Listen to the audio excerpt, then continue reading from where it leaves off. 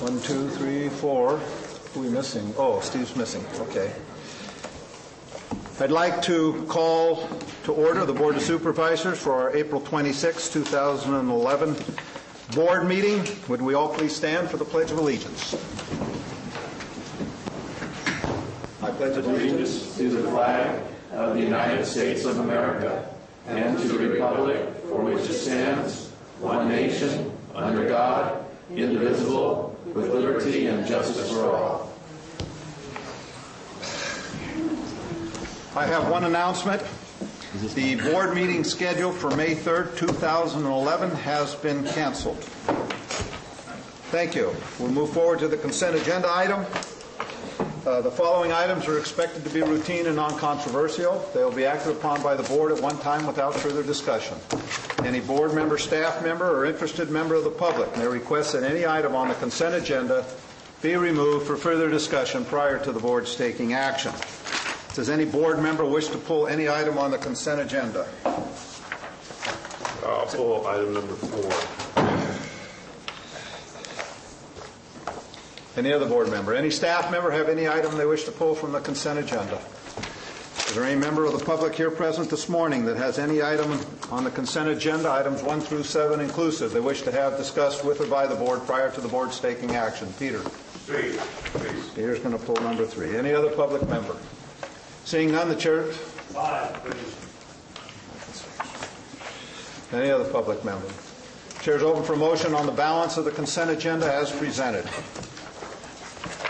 So moved. Second. I have a motion by Supervisor Callaway, a second by Supervisor Spellman. Do I have further board discussion? All in favor so indicate by stating aye. Aye. Opposed? Passes on a 4-0, 1 absent vote of the Board of Supervisors. We'll go back to item 3, a resolution authorizing a professional services agreement between Calaveras County and Stantec Consulting Services for professional engineering services associated with the Mountain Ranch Road Guardrail Improvement Project for an amount not to exceed $249,896.86. This is a Public Works item. Jonathan, would you initiate the discussion? What's the question? Yes, the discussion is regarding the contract with MRO. I understand that there's questions from the board. Okay, Joe, what was your question? It wasn't Joe, it was Peter. Oh, excuse me. Peter, you pulled 3? Yes, sir. Okay, excuse me. What was your question, Peter? Please come to the podium and address the board so we're of record. Yes, sir. For the record, I'm Peter Race. I'm from Valley Spring, Rancho Calaveras. And one of the things I didn't see on that contract is it was mentioned that they were highly qualified, but I didn't see any numbers. Is there any reason that we, the public, were not able to see the difference in the numbers? And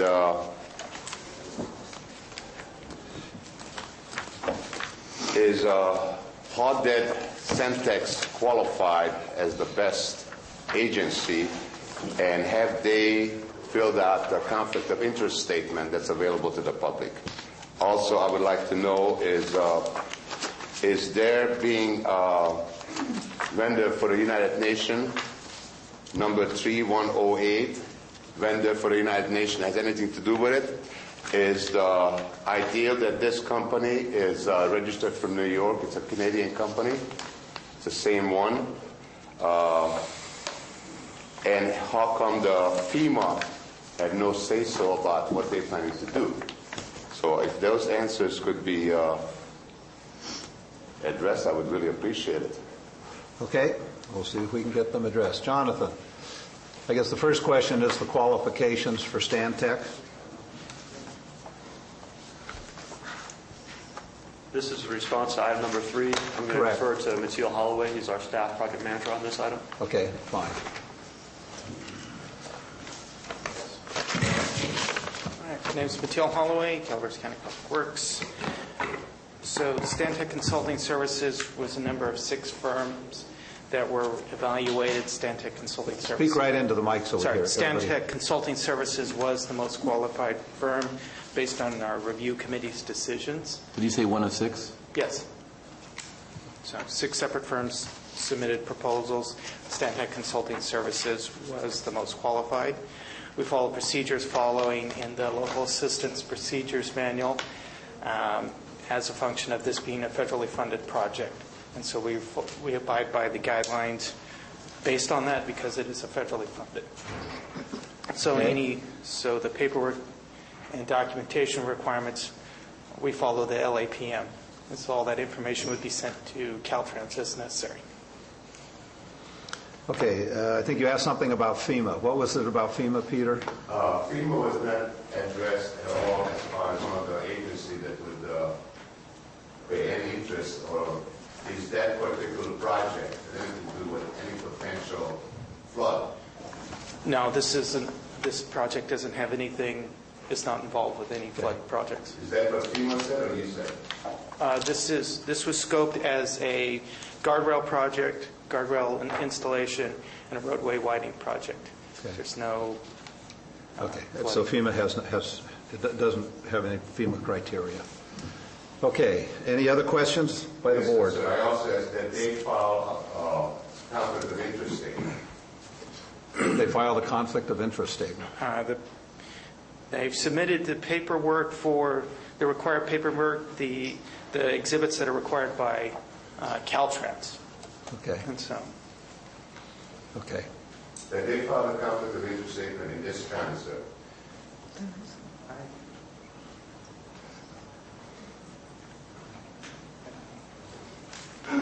I know that as a document that is standard in the Caltrans Local Assistance Procedure Manual, there is a form that is a conflict of interest form. It's filled out by staff members at the county as we go through the selection process. I'm not certain at this time if it's also submitted by the consultant, but we can verify that the consultant has filled that out if it's required and get back to the board with that item. Okay, we'll just make sure the paperwork's complete. Okay, any other questions by board members? Okay, any other questions by the public? Please come to the podium.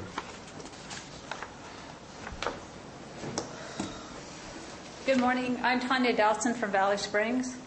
Stantec is a registered vendor of the United Nations and claims to be a leading sustainable design firm.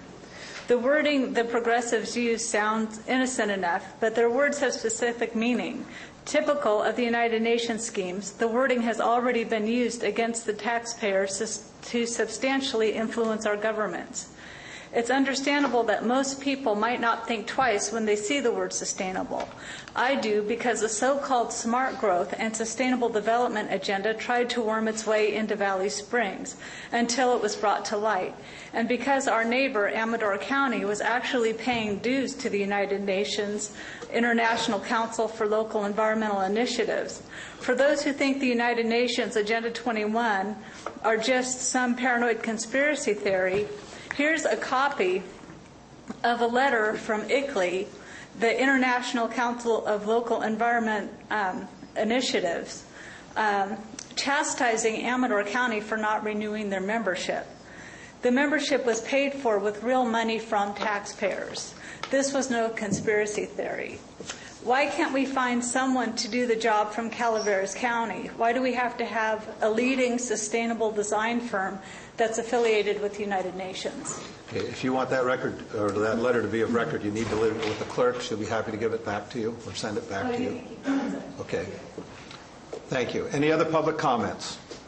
I'm closing off public comments. I'm bringing it back to the board. Are there any additional board comments? I got a question. Go ahead.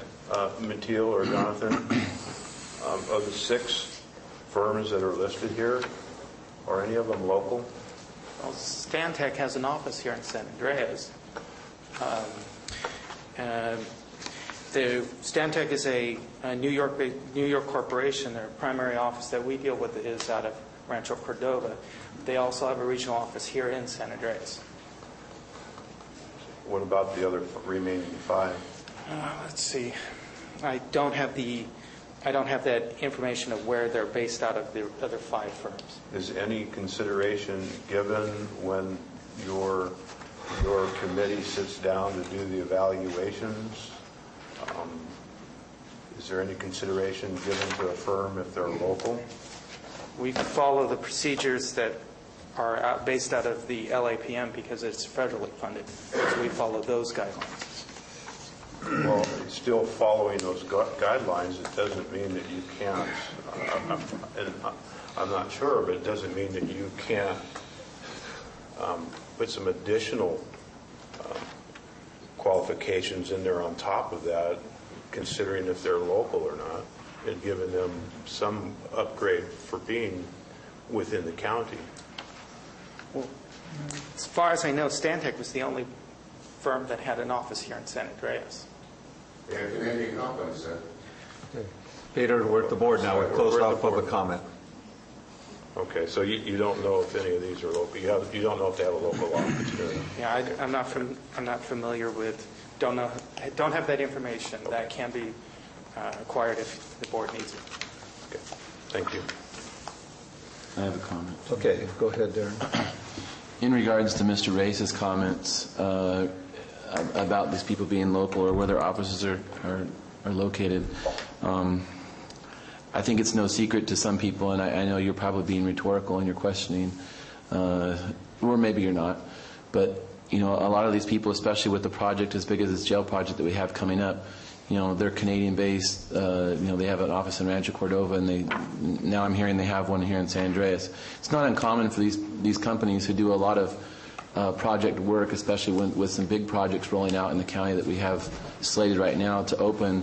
It's easy enough for them to go and pay $1,000 a month to rent a space and put a telephone in there just to say they have a local address, so that doesn't impress me at all. And I'm thankful that you bring these things to the board. There are, in regards to Supervisor Toffanelli's comments about having local contractors be involved in these operations, there are policies and procedures that can be adopted by the board that I'm aware of.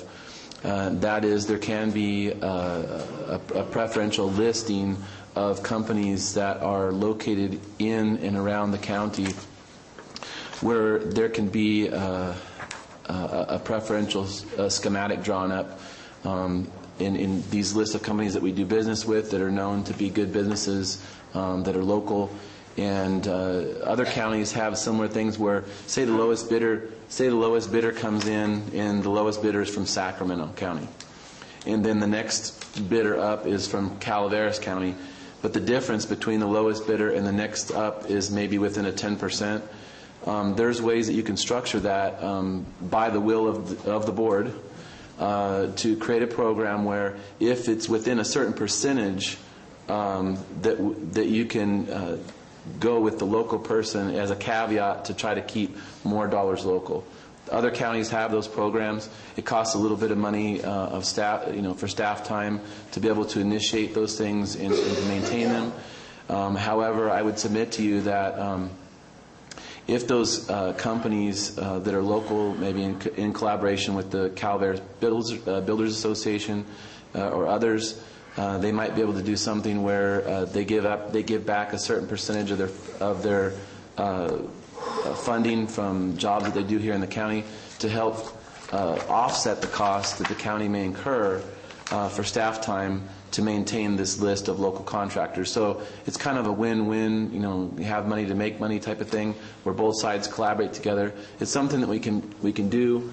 It's been brought to the board in years past, is my understanding, but it wasn't the board's direction at that time to spend staff time to maintain a list of that sort. And I would say that in the crunch that we're in right now, it's probably not feasible financially and fiscally. But I think if we were able to do a collaborative effort, maybe like I said with Calaveras Builders Association, possibly with the chamber, other people, where we could draw up some kind of collaborative contract, a joint powers agreement, where they could help offset the cost for staff time to maintain the list. I think that it's a very high possibility that we could get more local contractors.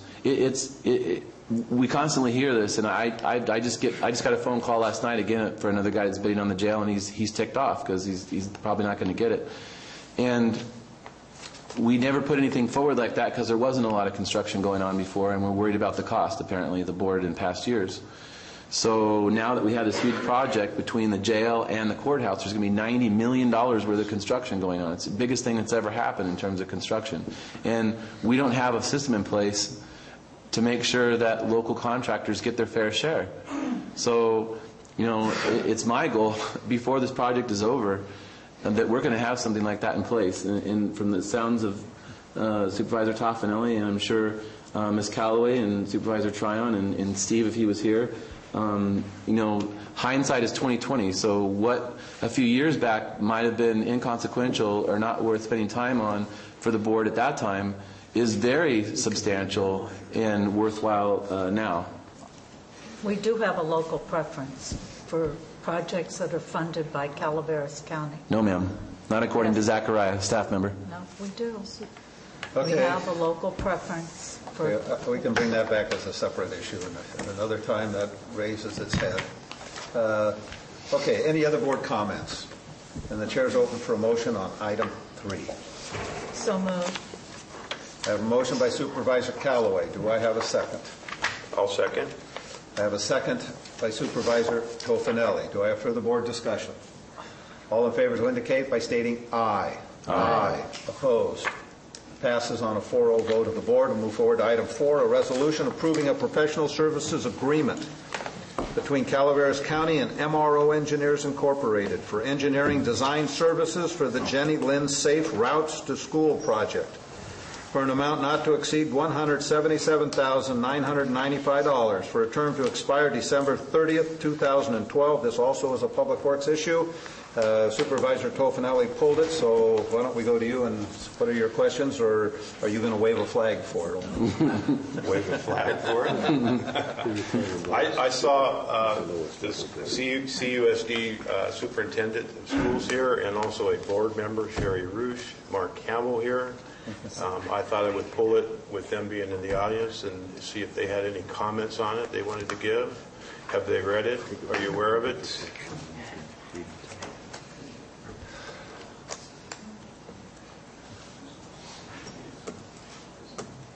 So Mark Campbell's COC superintendent, and I'll fly the flag for this particular project, if you will.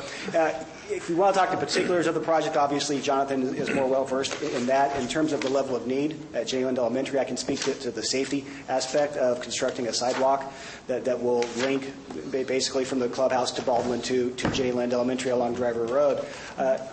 Any time that we can protect the safety of students, I think it's money well spent. And I know obviously that money is tight all across the board for all of our agencies. But this is something that was initiated a few years back, and Sherry Roosh deserves the lion's share of the credit. Her and Jim Frost, superintendent at that time, for initiating this project. We'd really like to see it come to fruition. And again, whatever we can do as a school district to help support safe route to schools for any schools, then we're going to advocate for that. Thank you, Mark.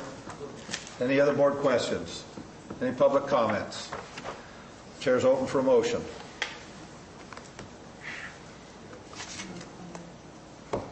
Yes, for public comment, right? Yes. Okay. Oh, I'm sorry. I'm going to help you folks out. I'm sorry. Peter Race, Valley Spring. I'm all for this, making it safer for the kids. I have two concerns. One, I have not heard any concrete action taken by anybody concerning the safety of the kids at Hagen Road and Highway 26, moving the speed limit sign. There has been a sheriff is right here. There's many accidents, both property and personal injuries.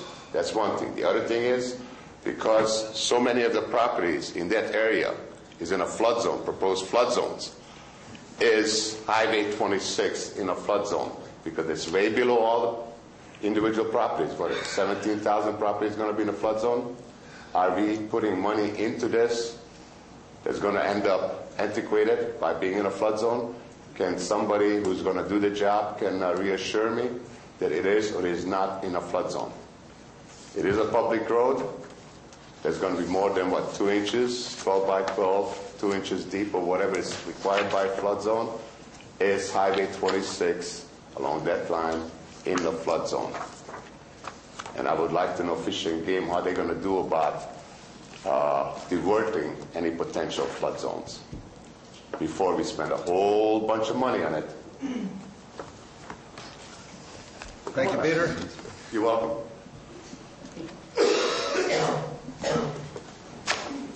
The first phase of this project is to initiate the environmental, which first goes through the alternative selection. In the concepts that we've received from consultants to date, they've been careful to design the project in consideration of the flood zone areas, the FEMA flood zone areas, as well as the wetlands that are present in a close vicinity to the school. So what happens is, at this time, as we progress into the alternative selection phase, we have an opportunity to look with the environmental consultant at what options we have to mitigate for any project impeding into those areas of a flood zone or wetlands. So at this time, if we don't proceed into the project, we can't address those concerns. Okay, thank you. Okay, we're back to the board. I have a Chair's open comment. for a motion. I want to make a comment. Go ahead. You'll be happy to know, some of you that are audience, are the tax saving sorts, or think outside the box questions for government. If you would like to attend tomorrow evening at the Rancho Calaveras Clubhouse, there will be an unmet transit needs meeting put on by the Calaveras County Public Works and the Calaveras County Council of Government. This will be addressing needed public transportation in Rancho, which there aren't currently any bus stops. And we're trying to work, hopefully, where we can do a collaborative effort between this drop-off place for the safe routes to schools, as well as have a transit stop there for people who need public access needs. So this is a situation where people have asked us to try to stretch dollars and make better sense of things. We can save a lot of money by utilizing the same place, and I support this project and moving forward. Okay, Chair's still ready for a motion. I'll make a motion. I have a motion by Supervisor Spellman. I have a second by I'll second. Supervisor Tofinelli. Further board discussion. All in favor so indicate by stating aye. Aye. Opposed? Passes on a 4-0 vote of the board. Move forward. Item 5, resolution adopting plans and specifications and soliciting formal bids for construction of Phase 1 closure of the Rock Creek landfill. Joe, you pulled this. Would you please come forward and state your reasons for pulling it? Joe Kelly. My reasons for pulling it are going back to something that was, last week, where Mr. Tofinelli brought up the issue out there at the bridge over the creek there. I should say the lake. Meeting that the plans and specifications, is there language in this resolution or anything else that you're doing within this that requires a meeting of all state and federal regulations? Thank you. Jonathan, you want to take a stab at an answer? I'm going to defer to Rob Houghton. He's been hired as an extension of county engineering staff on this project, specifically with expertise in this subject. Welcome back, Rob. Hi, Rob. Good morning. Rob How are Hogan. you? I'm well, thank you. Good. If I understand Mr. Kelly's question correctly, it's simply clarification that bids and documents, plans and specifications include requirements that all work be done in conformance with all federal, state, and local laws, regulations, and requirements. Is that correct, Mr. Kelly? And I can certainly affirm that that is the case. Contractor is obligated to conform to those requirements. Thank you. Any questions by the board? Any other public comments? Seeing none, I'm bringing it back to the board. Chair's open for a motion. So move. I have a motion by Supervisor Callaway. I have a second by Supervisor Tofinelli. Do I have further board discussion? All in favor so indicate by stating aye. Aye. Opposed? Passes on a 4-0, one absent vote of the board. Do you feel like you've been full circle now, Rob, with this? I was quite full circle, but maybe spinning in circles. Spinning in circles there. That's well stated. Okay, we'll move forward to our regular agenda, 9:10 a.m. items. Public comments, 5 minutes per person. Comments shall be limited to items of interest to the public that are within the subject matter jurisdiction of the board. Are there any public comments? If so, please come forward, state your name for the record, and please sign in. Good morning, everyone. I'm Pat Ross, and I'm here representing the Adult Literacy Program for the Calaveras County Library. I have hopefully something more cheerful to say for you guys this morning. I'd like to introduce a few people I brought along as supporters. What's going to happen is on Friday and Saturday, May 6th and 7th, there will be a library fundraiser sponsored by the Friends of the Library. It's going to be held at the San Andreas Library from the hours of 10 to 3 p.m. A number of different agencies and different organizations are going to participate in this. I'd like to first of all introduce some of the friends I brought here. Janet Dock, president of the Friends of the Library. I have Judy Crumfalls, who is a board member, a director of the board of the Humane Society. I have Lynn Glocker, who represents EPOC. We have also Judy Galley, San Andreas Lions. We have Kelly Figaro, as you well know, with our Women's Crisis Center Prevention and Outreach. And I have Nancy Longmore from CAL FIRE. CHP couldn't make it today, but they'll be there as well, and I believe the Sheriff's Department volunteers. So this program is primarily a fundraiser to keep our library branches open, to keep the literacy program healthy and on its feet. And it's an opportunity for the public to come and find out what services all of these people provide. The Lions Club is generously going to have their barbecue wagon there on both days for lunch, hopefully for the county employees as an alternative to our regular fare. Also, we're going to have fire prevention tips. We're going to have adorable adoptable animals along with how to care for your pet. We are going to have the Crisis Center intervention information and services offered for people. We're just going to have everything you can imagine there. The California Highway Patrol is going to do a free car seat inspection for children's safety there as well. So I am very pleased to invite everybody. We're going to have an extremely large book sale. The community has been very generous over the past month and a half. We've collected hundreds and hundreds of books, audio tapes that are going to be sold, at really good prices. So we'll also have a strolling guitarist. We're going to have artists and craftspeople who are going to be selling their wares. So what I would very much like to do is invite the public, come out for both days, have a great time, spend your money, and keep me employed. Thank you, Pat. It's going to be taking place at the San Andreas Library on Friday and Saturday, May 6th and 7th, from 10 to 3. Please join us. You'll have a great time. Thank you. Thank you. Any board comments? Okay, thank you, Pat. Good luck. Thank you. I hope it's a very successful event for you. Thank you. Any other public comments? If so, please come forward.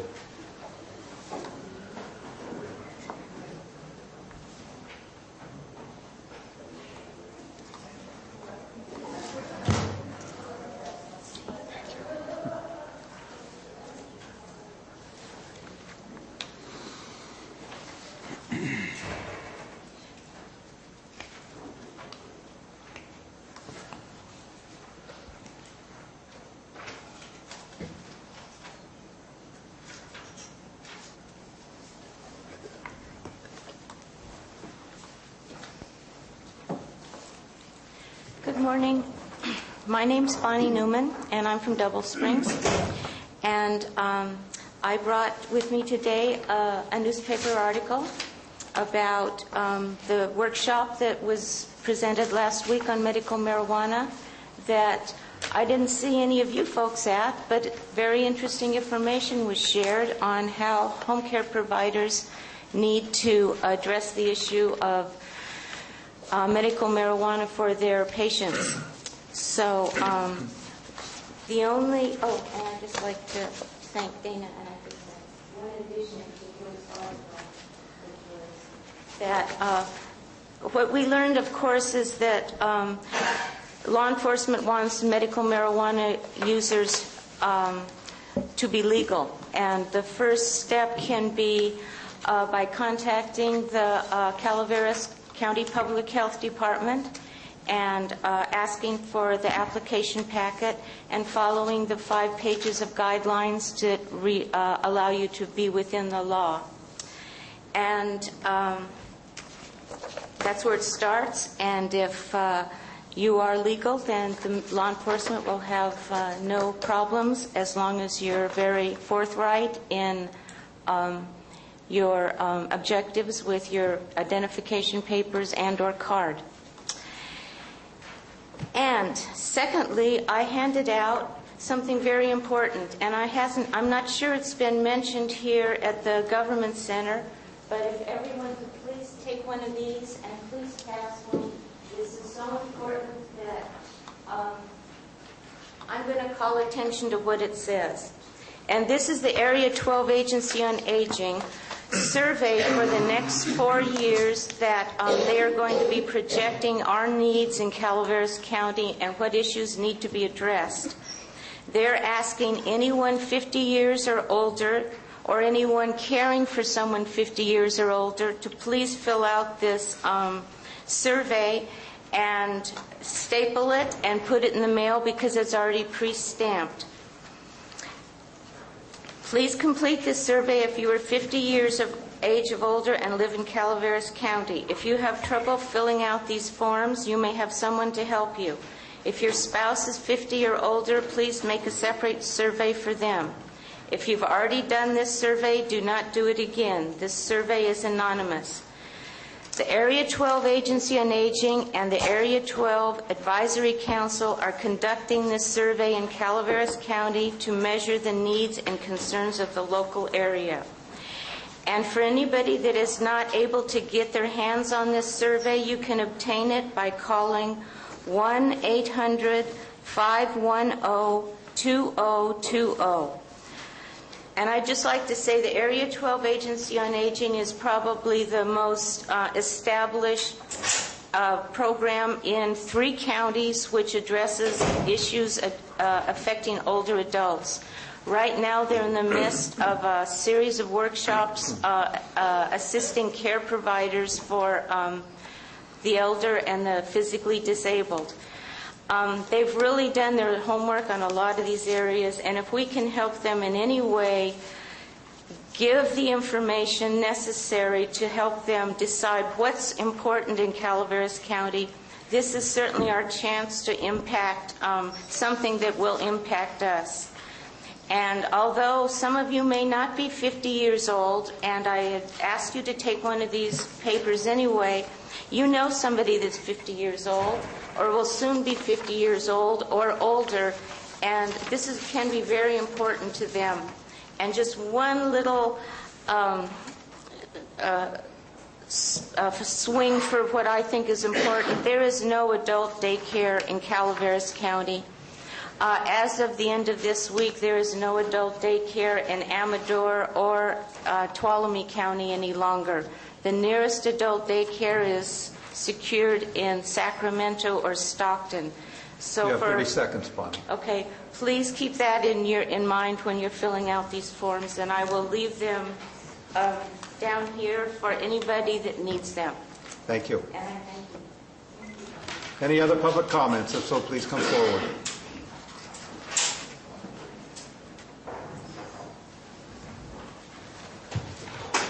I'm Will Moore from Valley Springs. This comment is relevant because it's a continuation of a conversation that I formerly heard in this chamber.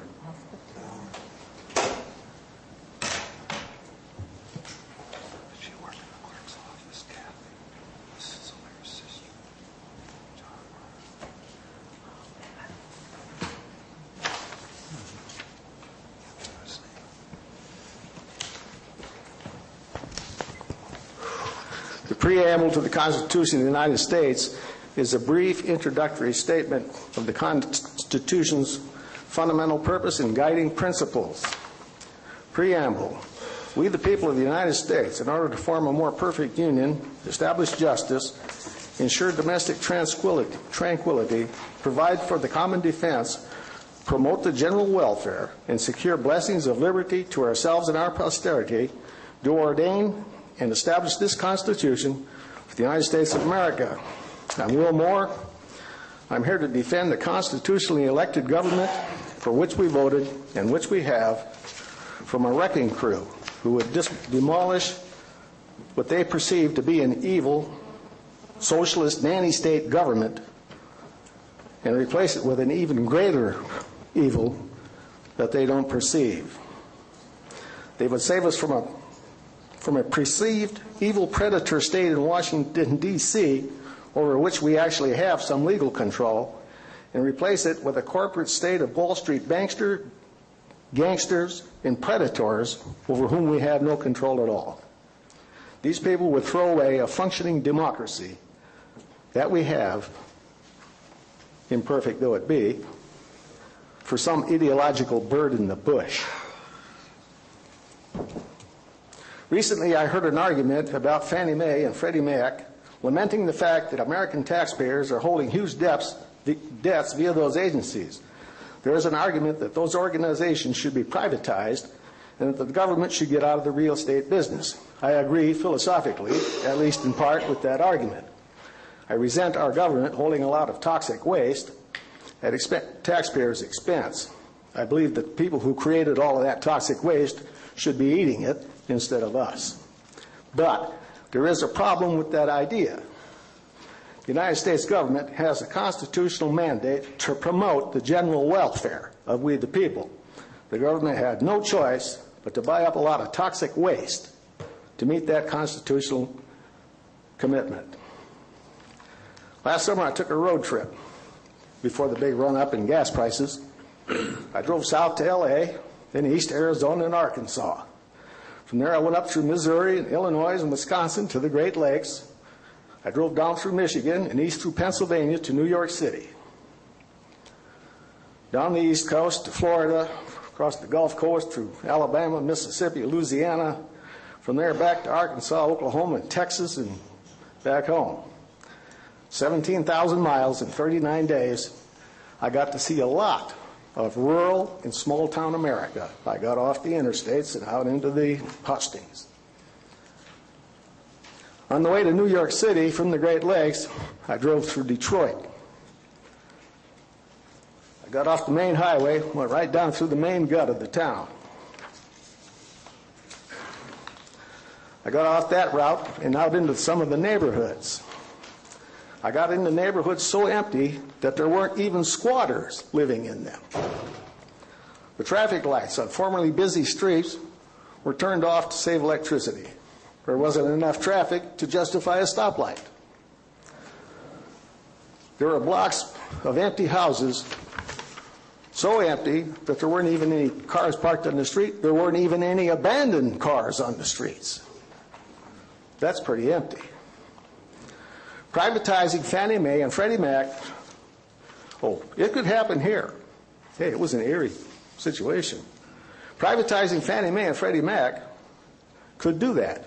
If we had real capitalism, instead of the unholy mix of capitalism and socialism that we have now, we could have a real boom and bust economy. If we had real capitalism, we could have a real crash instead of this weak-kneed recession that we're dealing with now. Without Fannie Mae and Freddie Mac propping up real estate prices, the value of homes around here could plunge another 40, 50, or 60% overnight. Without nanny socialist government buying up all of the toxic waste at taxpayers' expense, we would have plenty of housing available around here for the poor and homeless, like Detroit. Another big plunge in real estate prices around here would lead to another big plunge in revenue for this government. You have 15 seconds. That's all right. Okay, thank you, Will. Any other public comments? Please come forward. You're addressing the board, not arguing back and forth, please. Well, I'd just like to address to the air, sir. And my name is Peter Race. I'm from Valley Spring. And in my travel, since everybody tells their life history, I came from Budapest, Hungary in 1956. I'd grown up in Chicago under the original Mayor Daley. So I've seen the consequences and the results of this wonderful socialism. And hopefully I never get to see it again in this county or in this state. But the original thought was that I had a pleasure of testifying up in Sacramento yesterday on a CARB bill. And I'll give you guys 3 guesses which way I went. But the ideal was that, talking about nanny state, it's ridiculous. I mean, it's way past ridiculous. But also had an opportunity to visit some of the elected officials, both Senate and legislature, and I asked some certain concern about this wonderful insurance company named FEMA.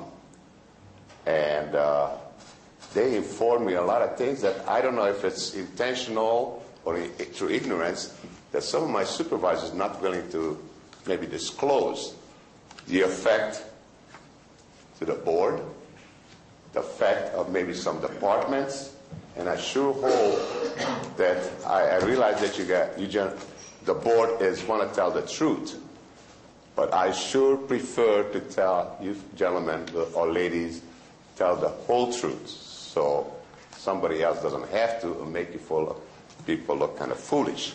Tell the whole truth, nothing but the truth. We're going to be friends. There's elections coming. So please, thank you very much. Thank you, Peter. Any other public comments? If so, please come forward. Joe Kelly. Last night I had the opportunity to attend an interesting meeting called LAFCO. I was there to provide supportive information for Mr. Tryon's project. Assessor's Handbook 521 discusses land use restrictions. Agricultural farmland actually has two values. One value is predicated on its current use as a producer of agricultural products. The second value is predicated upon its worth as land for potential commercial, industrial, and residential development. It is firmly established that productive farmland is disappearing in California by virtue of continued development and urban growth. The cause of this disappearance? Economic forces are inclined to progress toward the highest and best use, that use which renders the most profitable return from the land.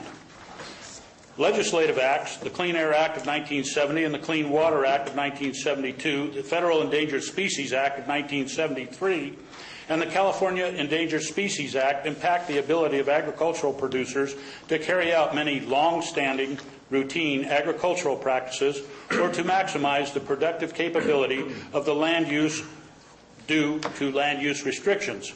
Now, why cannot support Mr. Tryon's project? The stench of improprieties and conflicts of interest by Mr. Tryon's elected official votes as a member of the Board of Supervisors for his personal enrichment in the future. For example, the no less than 40-acre subdivision without public water and sewer moratorium in Calaveras County. Approval of this sphere of influence, which is what LAFCO was discussing, will place other property owners in the county at a grave disadvantage. The inability to subdivide in the county will place Mr. Tryon in a superior advantage for subdivision development in and for the City of Angels. The only property owner with subdividable property will be Mr. Tryon.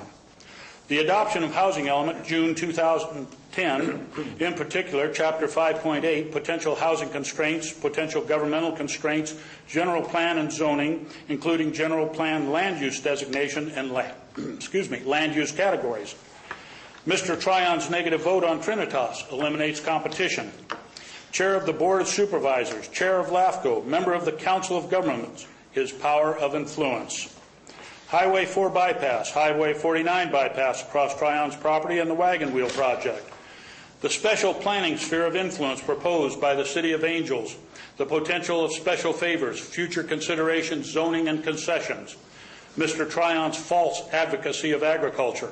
Approval of this sphere of influence will apply pressures of economic forces on property surrounding the Tryon property to progress to the highest and best use, which renders the most profitable return from the land. A reduction of agricultural property. As I told them, I asked them to continue this item, investigate my allegations with full transparency and a public report. Full transparency is complete disclosure by all parties participating of discussions, offers, concessions, and considerations. Thank you. Thank you, Joe. Any other public comments? If so, please come forward. Seeing none, I'm going to close. Oops, Tanya. Good morning. I'm Tanya Dowson from Burson.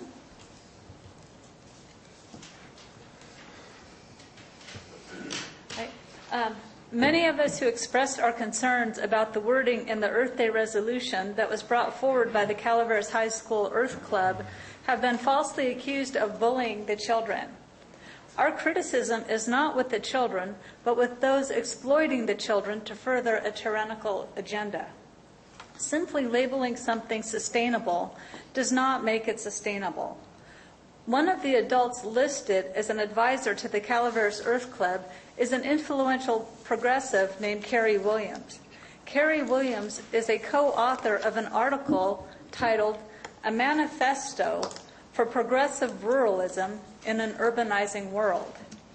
The article promotes Manzanita Ridge as an education facility that fosters sustainable rural development.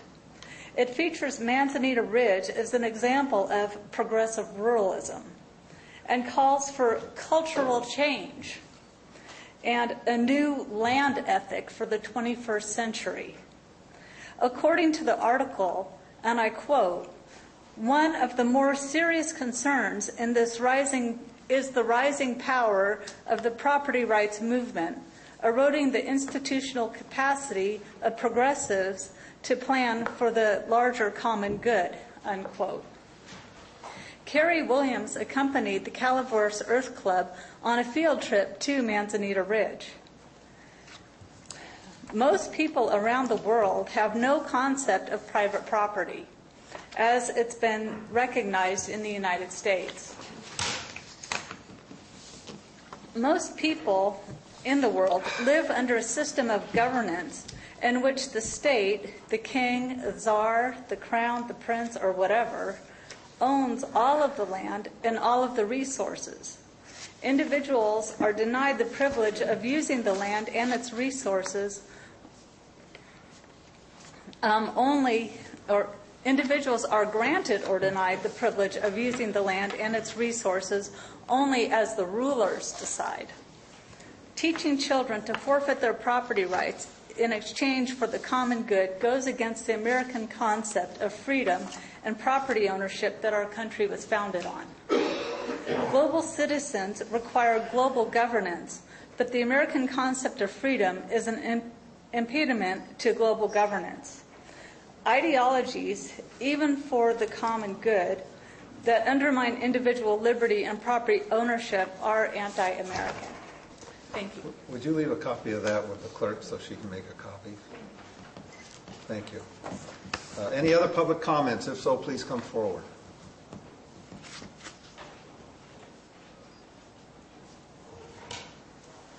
Hi, I'm Lynette Hospital. Then if you're going to address the next item, would you? No, I'm not. You're not? Okay. No, Please this proceed. has something else. Okay. I Please know. proceed. What I want to address is our road. Our road is so bad right now. I know you people don't have any extra money, but I know that Pettinger and another road were fixed. I mean, there's signs on our road that say, bad road right now. I mean, there's so many potholes, and they fixed some of the potholes, but the gravel's coming up because Mr. Nemi has let the green ink trucks, I guess he's renting the space on his property for him. So every morning from about, I would say, from 6 to 12 trucks go up and down the road. Then about 3:30 in the afternoon, they come back. And these are big trucks with those, what do I want to say, things behind them to, get the trees down. And they're going up and down that road every day. So this is really deteriorating the road. Okay, that's all I had to say. Thank you. Lynn. Any other public comments? If so, please come forward. Seeing none, I'm closing public comments. Does any board member have any comments? If not, we'll move forward to item 9. Move forward to item 9, minute order authorizing the chair to sign a letter to the United States Department of Agriculture, Wildlife Services, terminating the cooperative agreement effective July 1st, 2011. This is an agricultural environmental management issue. Mary, would you like to initiate the discussion? Sure, I would. Thank you, Mary Mutt, Agricultural Commissioner. This year, the fiscal year 11-12, the cost for the Wildlife Services Cooperative Agreement is $56,646. As I go through my discussion this morning, I may use the word contract, that we enter into a contract with the USDA, but the correct term is it's a cooperative agreement. So for those that don't understand, the cooperative agreement is a contract with the USDA. This cooperative agreement provides us with a wildlife services specialist to work in this county on predatory animal issues such as lions affecting ranchers' livestock and bears doing their damage as well. The specialist also removes nuisance animals from like skunks and raccoons from homes, decks, garages. And he also works in public health as well, rabid animals and public health and safety. Now, the current fiscal year 10-11, the cost of the cooperative agreement was $56,646. But for fiscal year 10-11, the Ag Department did not have that much money. We allotted ourselves $54,000, which was the cost of the contract in 9-10. So I couldn't afford the cost of living allowance last year through my budget. So that is why you are seeing sometimes the amount of $54,000 and of $56,000. The cost for 12 months of service is $56,646. What we have currently for our $54,000 is 11.44 months of service instead of 12 months of service. We don't have the whole year's worth of service. So I was unable to meet the entire contract amount last year because of the fiscal situation, and this year the situation is even worse, as we all know it. As you know, all departments were asked to provide 2 budget scenarios, one with the status quo to the net county cost, and the second one with the 10% reduction. Now, for the Department of Agriculture, just to meet the status quo budget, I had to reduce expenditures over $68,000 just to meet status quo, to keep my general fund obligation the same. That was because I lost quite a bit of funding from the California Department of Food and Agriculture. That was $50,000 from them that I lost that funding. And then the A87s, which happened to be a line item in my budget, they also increased $18,000. So I had to reduce expenditures to cover those 2 items right there. 68 plus 18?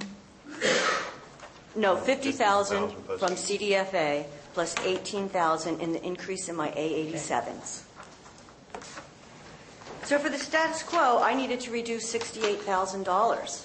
For the 10% reduction, I needed to add an additional $25,000 on top of that for a total of $93,000 reduction if I'm to meet the budget proposals. And I just want to state that our workload in the Ag Department has not decreased. It has actually increased over the past few years. We have new pests that we're searching for. The light brown apple moth is located in neighboring counties, and the European grapevine moth is also located in neighboring counties. And those are new trapping programs that we are now doing. So our workload has increased even with the economic recession. So as I'm doing my budget instructions, I have to make a choice. And we always learn in budget instructions, you look at the non-mandated, unfunded programs, which is what Wildlife Services is. I had the choice of eliminating county staff or the Wildlife Services contract. And I felt for the Department of Agriculture it was best to maintain my staff rather than maintain the contract with Wildlife Services. I know there's quite a bit of argument with that. But I have had conversations with ranchers, I've gone to various ag meetings, and I have had mixed results with my recommendation to eliminate this contract.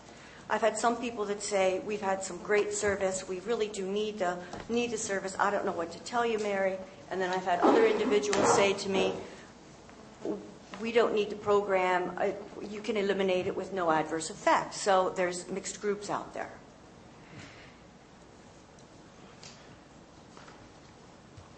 So I contacted other county Department of Agricultures to see if, for those that do not have a cooperative agreement with the USDA, Wildlife Services, what they do for protection. And 17 county ag commissioners responded to me stating that they do not have cooperative agreements. And they stated that ranchers take care of the problems themselves. They get the depredation permits from Fish and Game, and they take care of the predatory animals themselves. With regards to the nuisance animals, the skunks, in many of those counties, I will admit, are urban counties, and they do have some sort of pest control business that will service those types of calls for skunks and raccoons. So perhaps if there was a need for these types of businesses, they would develop here in Calaveras County. I had staff contact some of the businesses that trap for skunks and raccoons, and the price to come to Calaveras County was just phenomenally unreasonable. we would have to pay for mileage from, I believe it was up in the Placerville area, for the person for his mileage, his time to get down here. I have to admit that it was unreasonable.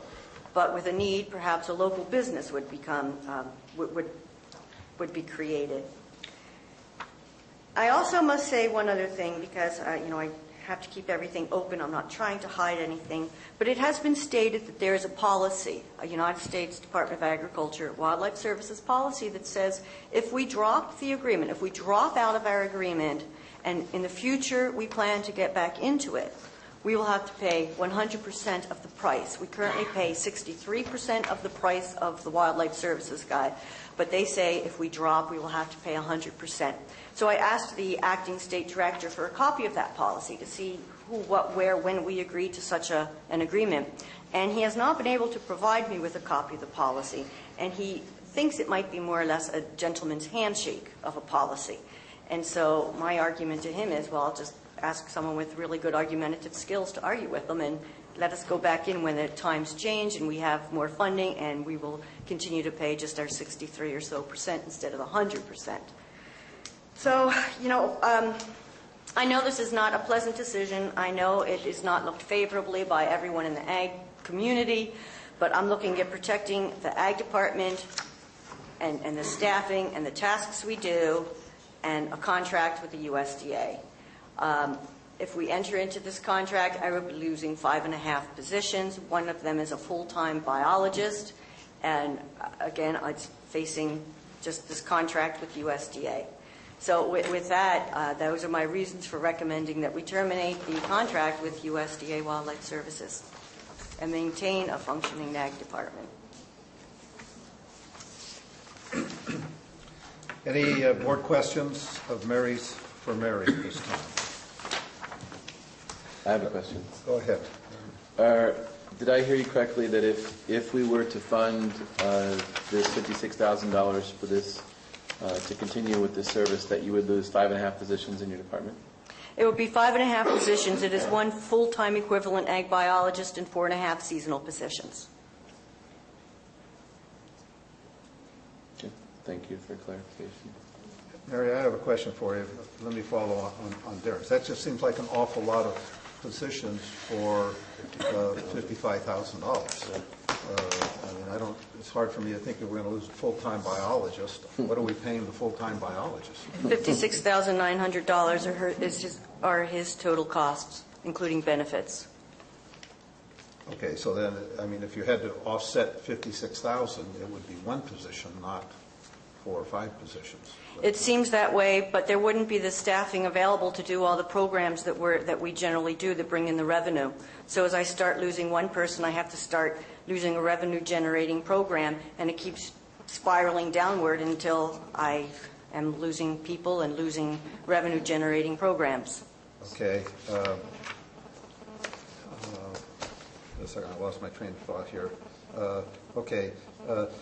On the offset for the off-road gasoline, you say the reimbursement is approximately 40 cents on the dollar.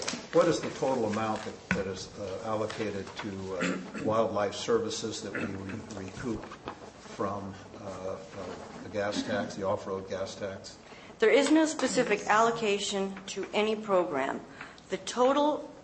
There are certain programs that are subject to reimbursement from the unclaimed gas tax, from CDFA. And I stated in the packet what those programs were. I'm sure I don't need to repeat them for you. My total expenses for all of those programs are over $577,000. My reimbursement in unclaimed gas tax is $164,000. Okay, well, if we did away with the wildlife service position, would we lose any money in the gas tax allocation to the county? Yes, we certainly would. We would lose that $56,000, the 40 cents on that $56,000. However, when I lay off the ag biologist, I once again lose $56,000. Okay, I understand. I just want to deal with the wildlife. So of the $56,000 we pay with that 56,000 represents 63% of the cost of the program. Is that correct? That is correct. Okay, and of the 56,000, 40% is reimbursed through the off-road gas tax. Is that correct? That is correct. So the net cost to the county is like 34,000, just round up. So the net cost of the Wildlife Services program for the county is 34,000. Now, my next question is, does that 34,000 net cost to the county, does that include the A87 costs? I'm not following you said your there's question. 18,000 allocated to the wildlife budget to pay A87 costs.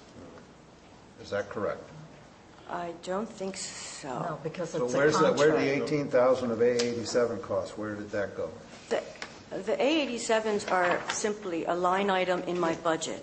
They're one of my expenditure line items. I'm one of the departments that has the A87s. She's saying it's an additional $18,000 cost into next year's budget. But not associated with the wildlife No. position. But she has to deal with that additional cost. Thank you.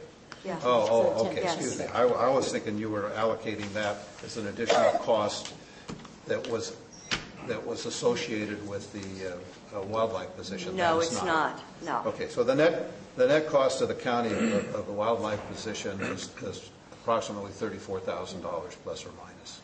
You can say that, sure. Somewhere between $33,000 and $34,000. The net general fund cost of the position. That's correct. Thank you. Yeah. Any other board comments at this time? Comments, yes. What? Comments, yes.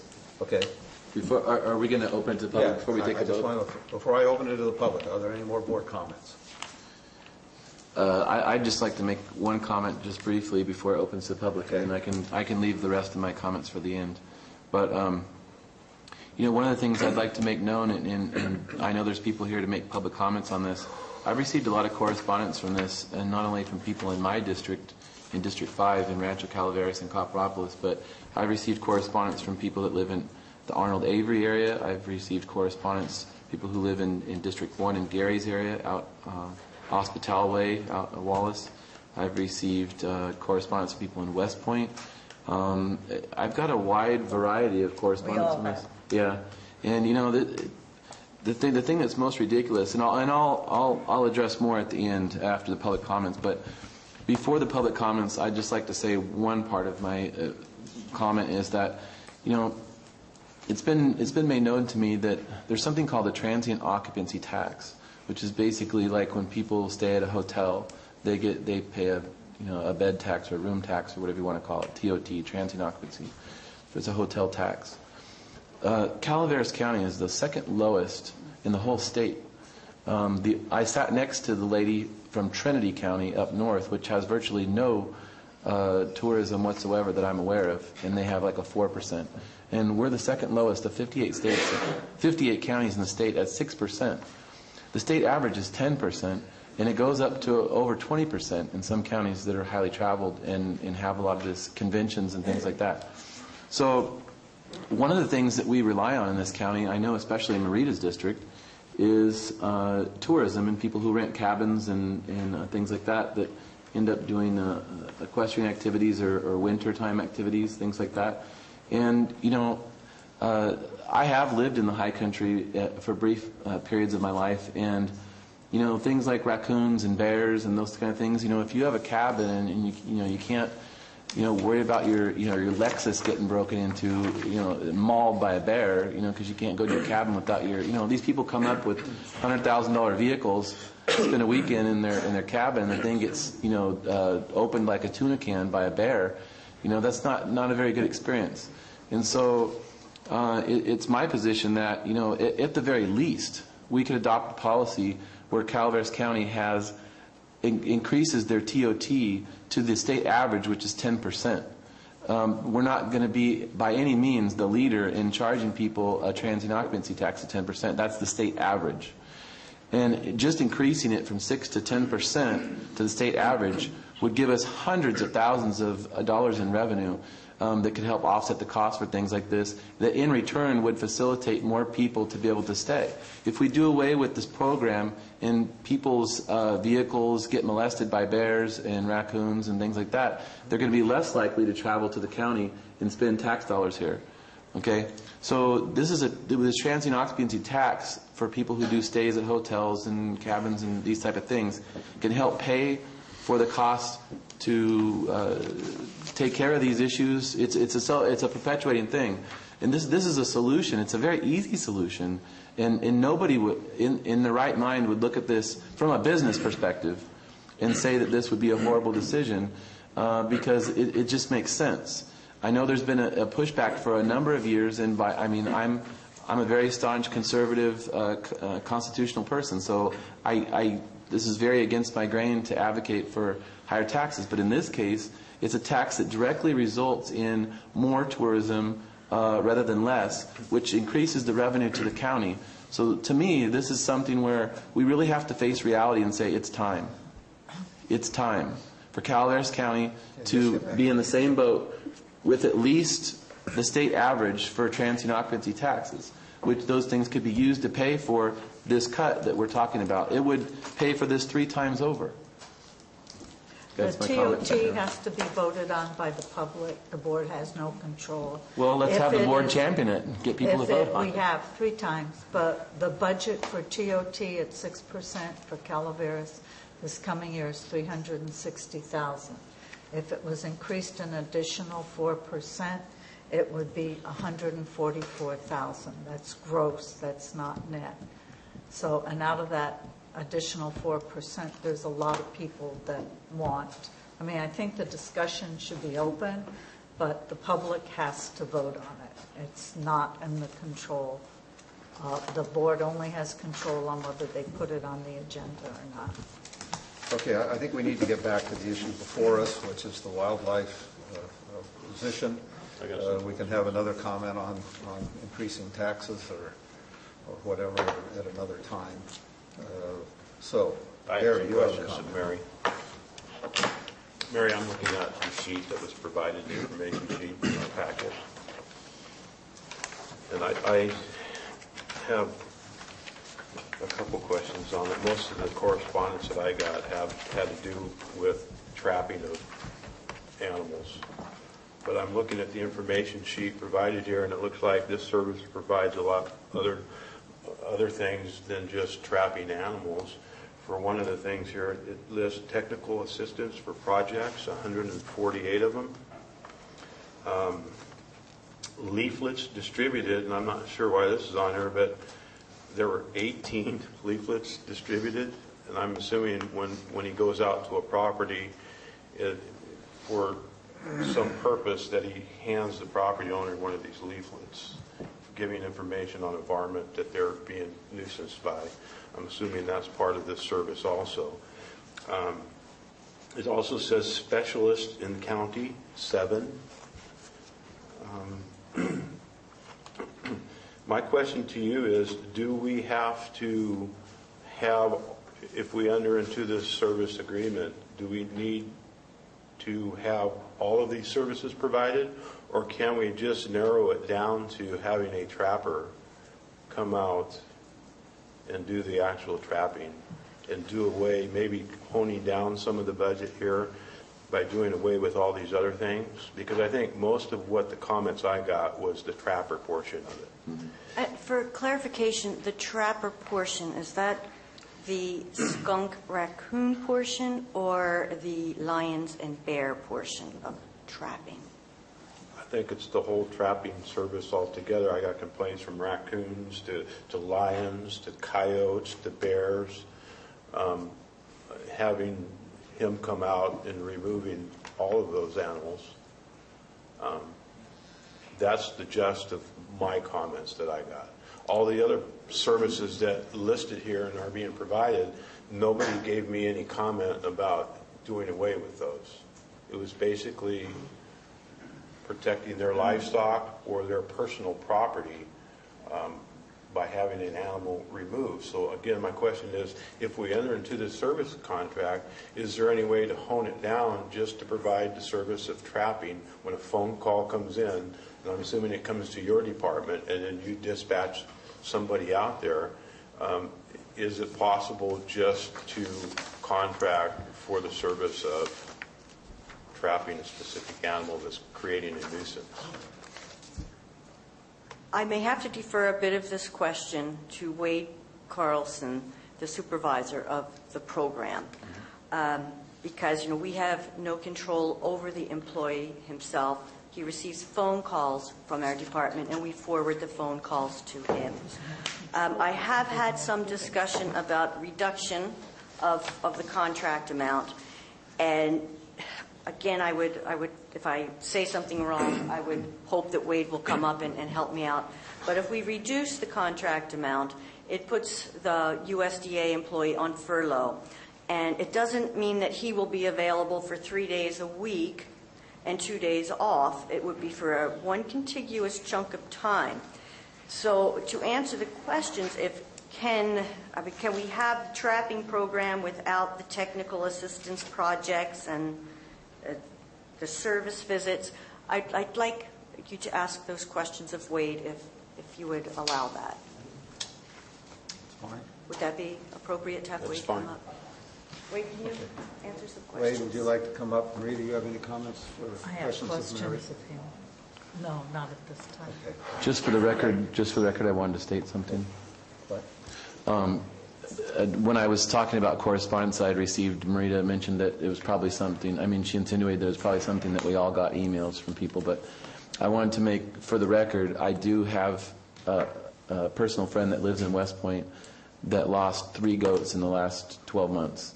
And so that wasn't just a random, blanket email. That was a phone call that I received from a personal friend. So, it's both. It's a community response, but also just personal people that I know that I'm a supervisor that have relayed these things. He said between him and some of his neighbors, they've lost about 8 goats in the last 12 months. So. Okay, thank you. Wade, please come forward. Wade Carlson, District Supervisor for USDA Wildlife Services. To answer your question about some of the other items that are included on this annual report, I think if I give you a little background about the program itself, what technical assistance refers to,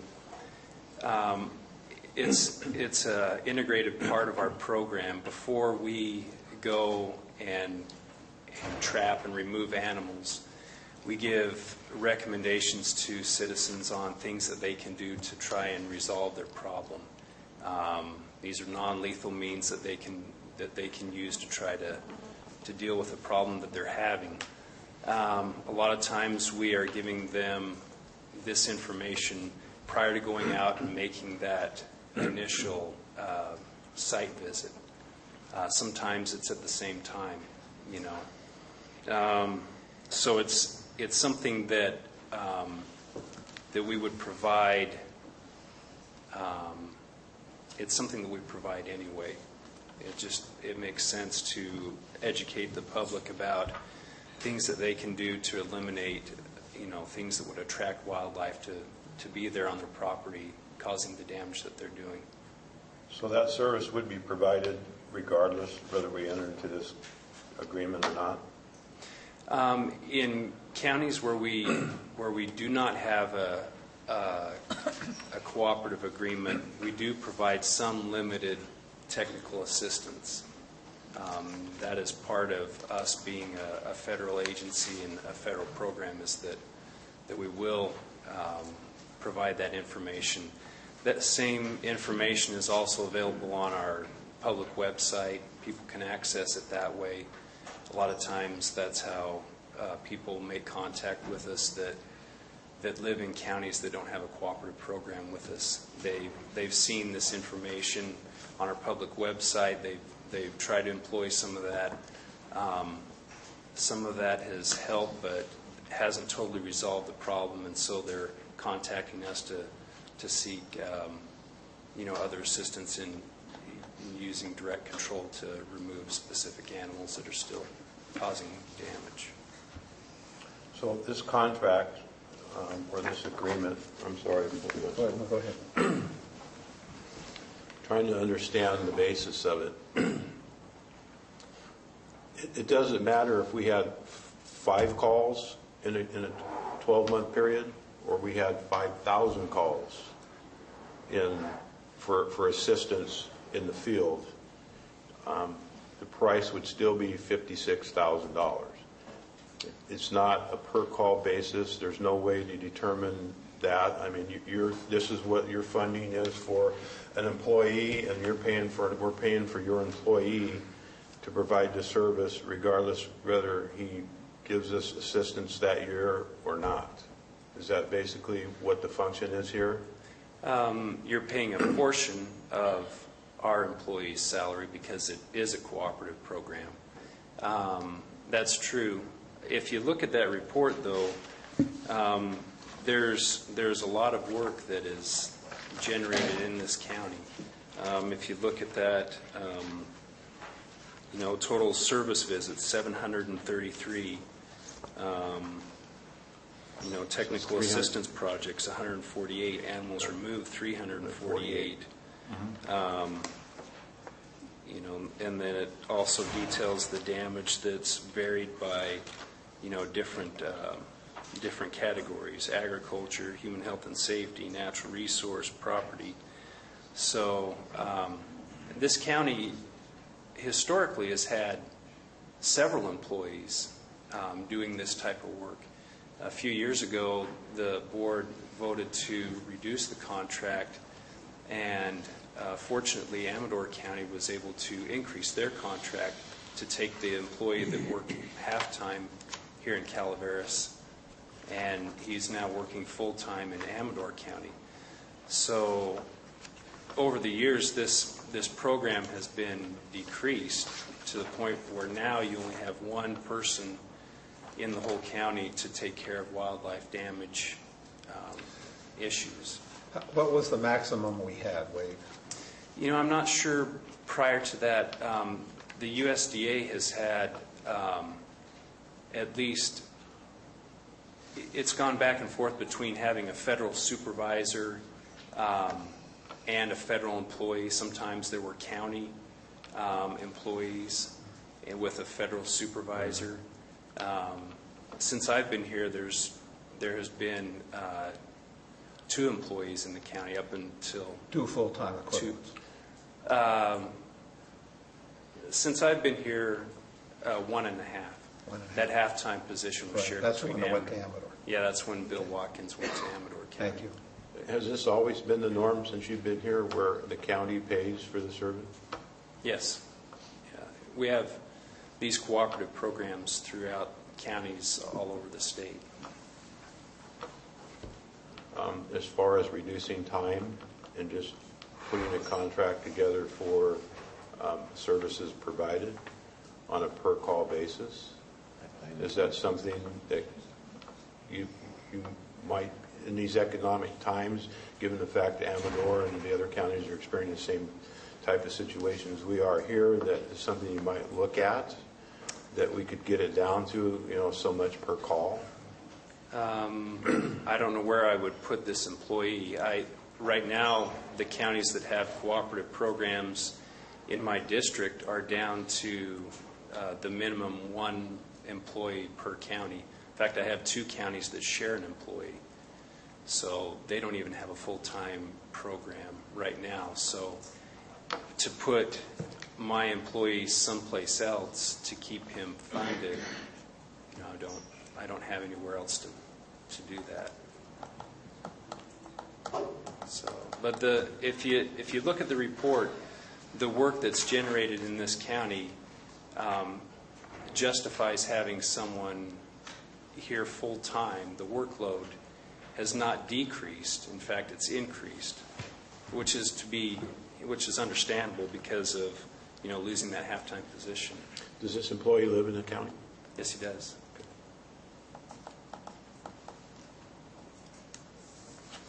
Okay, other board Yes, I comments or questions of Wade? I do. Mr. Carlson, Alpine County, Bear Valley, which also gets lots of bears, as does the Ebbets and the upper Ebbets Pass corridor. They don't pay, they have no money budgeted, but Wildlife Services responds to their concerns. I know they dovetail. So is El Dorado County paying for Alpine counties? I believe the Ag Commissioner that's in El Dorado County also serves Alpine County, if I'm correct. Well, because I checked with Alpine, because at least in the Ebbets Pass corridor, Bear Valley gets a number of bear issues, as does the Upper Fork corridor that's in Calaveras. And I asked them how they pay for these services. They say they do not pay for any of the services when Wildlife Services responds. But yet if they remove a bear or answer a bear call in Calaveras County pays for that service. So the question is, if it's like mountain lions or bears versus squirrels and skunks, does Wildlife Services respond even though counties do not pay for that service? There must be some, financial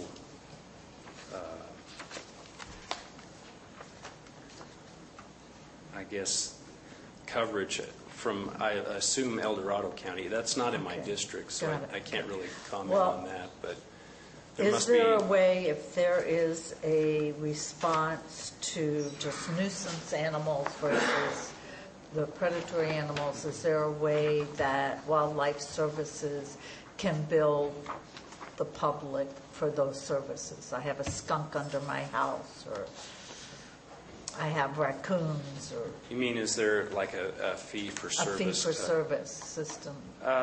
There have been some counties that have tried that. What I've heard is mixed results about complexities of collecting the fee and how that fee is to be collected, whether by our employee or by the county. One thing that I would caution, if you start getting into that type of fee for service, is, especially in these economic times, people are not really willing to pay an extra fee themselves. Some people would, take things into their own hands. That's why, where a public program like this, I mean, the program that we have, we have a trained wildlife professional that handles these according to, federal, state, and local guidelines. You let people start taking things into their own hands, they may not, take care of the problem in the same, humane methods and the same standards that we have to adhere to. So what about private pest control companies that... Private pest control companies are still required to obtain a trapping license through the California Department of Fish and Game. So they are regulated through that. And other than that, that's the licensing that they would have to go through. So there's still a way to do it under the guidelines that you follow if a private business was taking care of the nuisance animals versus the bears and mountain lions. There are private businesses that do that. As someone, as Mary indicated, it sounds like there's no one in this area that does that right now. Well, I guess part of where I'm going is that I think at least the big issue, of course, are the large animals, bears or the mountain lions. But most of the work that's been done in Calaveras County are the small animals. The squirrels, the raccoons, the skunks, the foxes, the possums. For mountain lions, there were 6. On skunks, there were 54. So if we're looking at trying to pay for the service that gives us the biggest impact, what are the other options? And maybe that's something for Mary. But I have another one. We have up at Sequoia Woods, they really want the program because of the geese. Mm-hmm. So you go in and you remove the geese. I don't know where you remove them to, but what happens in the next season? Are they back again? Well, what we're trying to deal with there is we're trying to deal with a resident Canada goose population, meaning birds that don't participate in a migration. So what we're trying to do there is to affect a local population, either through their nesting habits, and also some of the breeding adults that are there.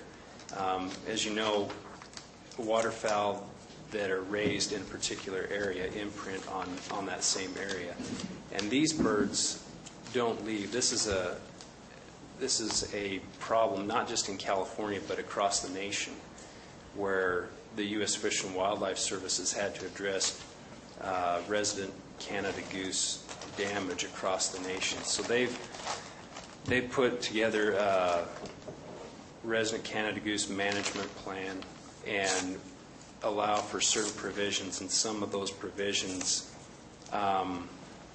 deal with a public health situation, which they have there because of the documentation from several residents from their doctors. So we're trying to address removing some localized birds to keep the population down to where it's not as significant a health issue. So if they're removed from that location, but we have them in 3 or 4 other locations in that corridor, in that vicinity, will they then migrate, go from one area back to that area? I mean, it's possible. I mean, we have to start with where we have a problem right now, and that's at Sequoia Woods, where they've documented, several people with health problems that resulted from this. So, all I can say is I have to deal with, a localized problem, first, and try to. It would be just at that local area. Yeah. And even though you have 2 miles away, more of the there may have to be some information or outreach to some of the other places to help them, get up to speed on what they can do to deal with their Canada goose problem as well. It's going to take a concerted effort to try to get a handle on that. So if we reduce the size of the contract or we eliminate the contract, then help and just in this case, will go away. Is that correct? I won't have an employee in this county, available to do some of that type of work. Okay, that I understand.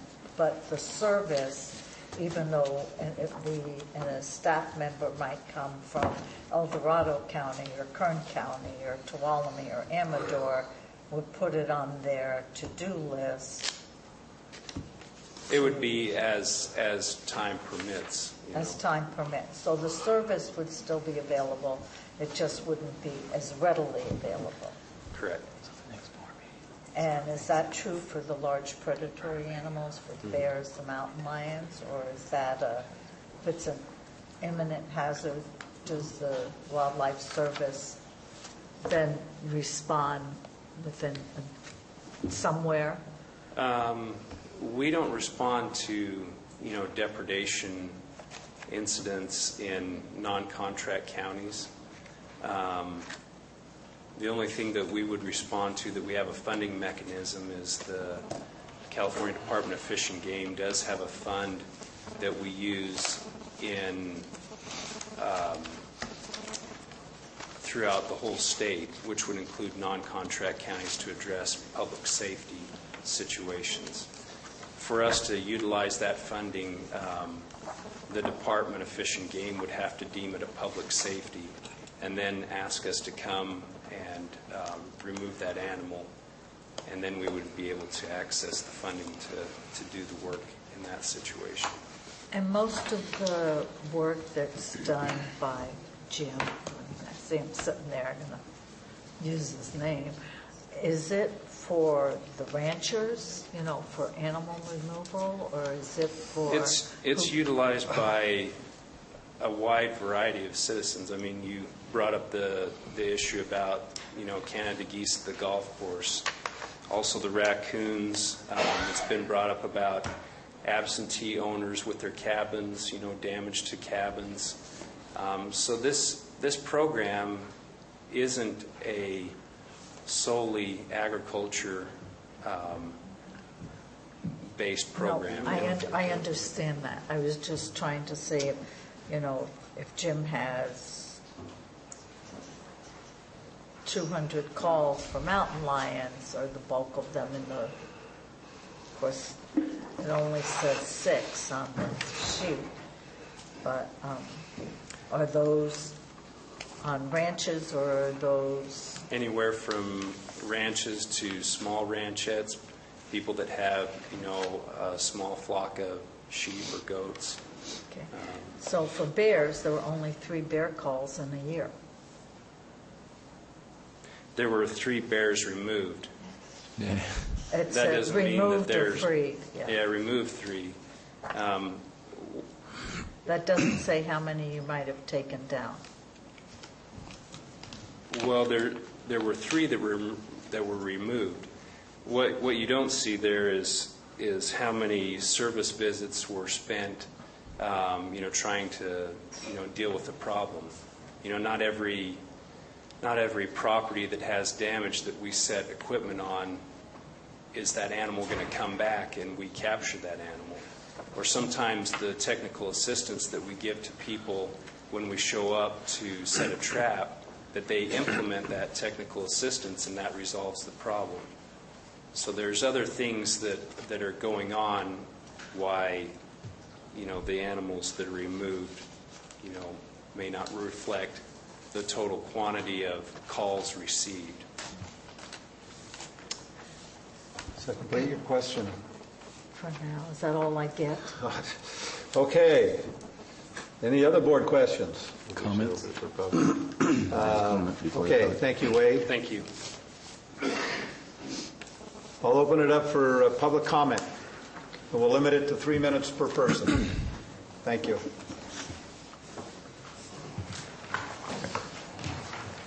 Morning, my name is Dave Reinick, and I'm from Arnold.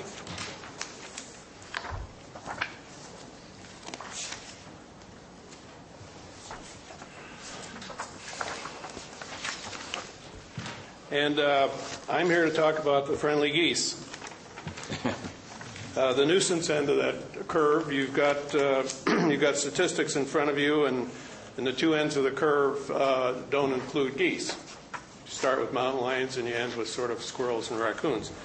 But as been pointed out just a couple of times in previous discussion here, that the geese are becoming a larger and larger problem. And today I'm representing the men's club at Sequoia Woods. I'm the president of the men's club, and also representing the ladies golfers and the lady Sequoian golfers. So we number a little over 300 people, residents of Arnold and the area, and are getting more and more concerned about the geese. A couple things to point out for past practices to rid ourselves of some of the population. There's an operation last year in Turlock Country Club where they went in with hunters, with the fish and game people, and took out a lot of geese. They had 400 to 500 geese that were hanging on their property every night. They obviously go out and eat during the day. They come back in the afternoon, get a little sun, hit the pool, settle down on the course, and one goose can drop from 1 to 2 pounds per day on the grass. So the people, obviously not everybody agreed with that practice, but they went out and basically shot a bunch of geese. Result is they have less geese. A lot of goose dinners. The next article comes from the Contra Costa Times of about 3 weeks ago. The problem is getting very large in the Bay Area, and especially in the regional parks where all the grass is and all the water, the marshes, the protected areas.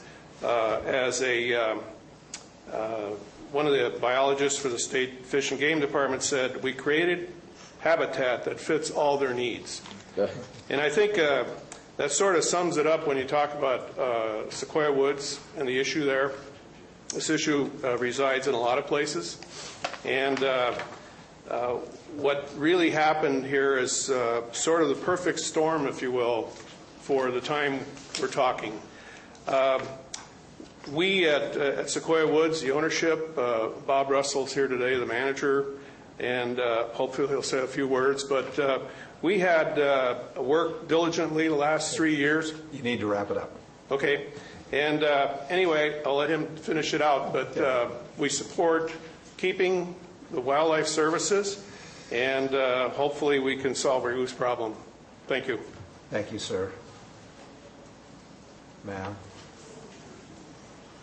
I'm Roxy Barnes, and we have a cabin in the high country, and then we have a ranchette right out of Murphy's.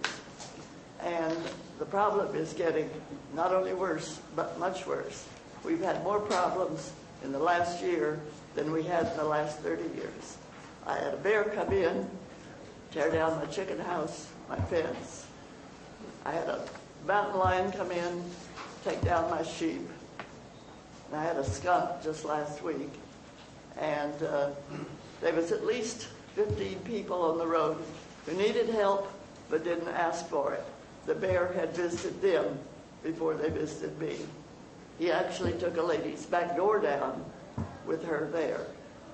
And he went into my son's cabin 4 times, emptied the refrigerator, the freezer. He not only took the things out of the shelves in his cupboard, he took the shelves out. He had to replace his door 4 times last year. So not everybody who needs help gets it, but we need our trapper. Thank you, Roxy.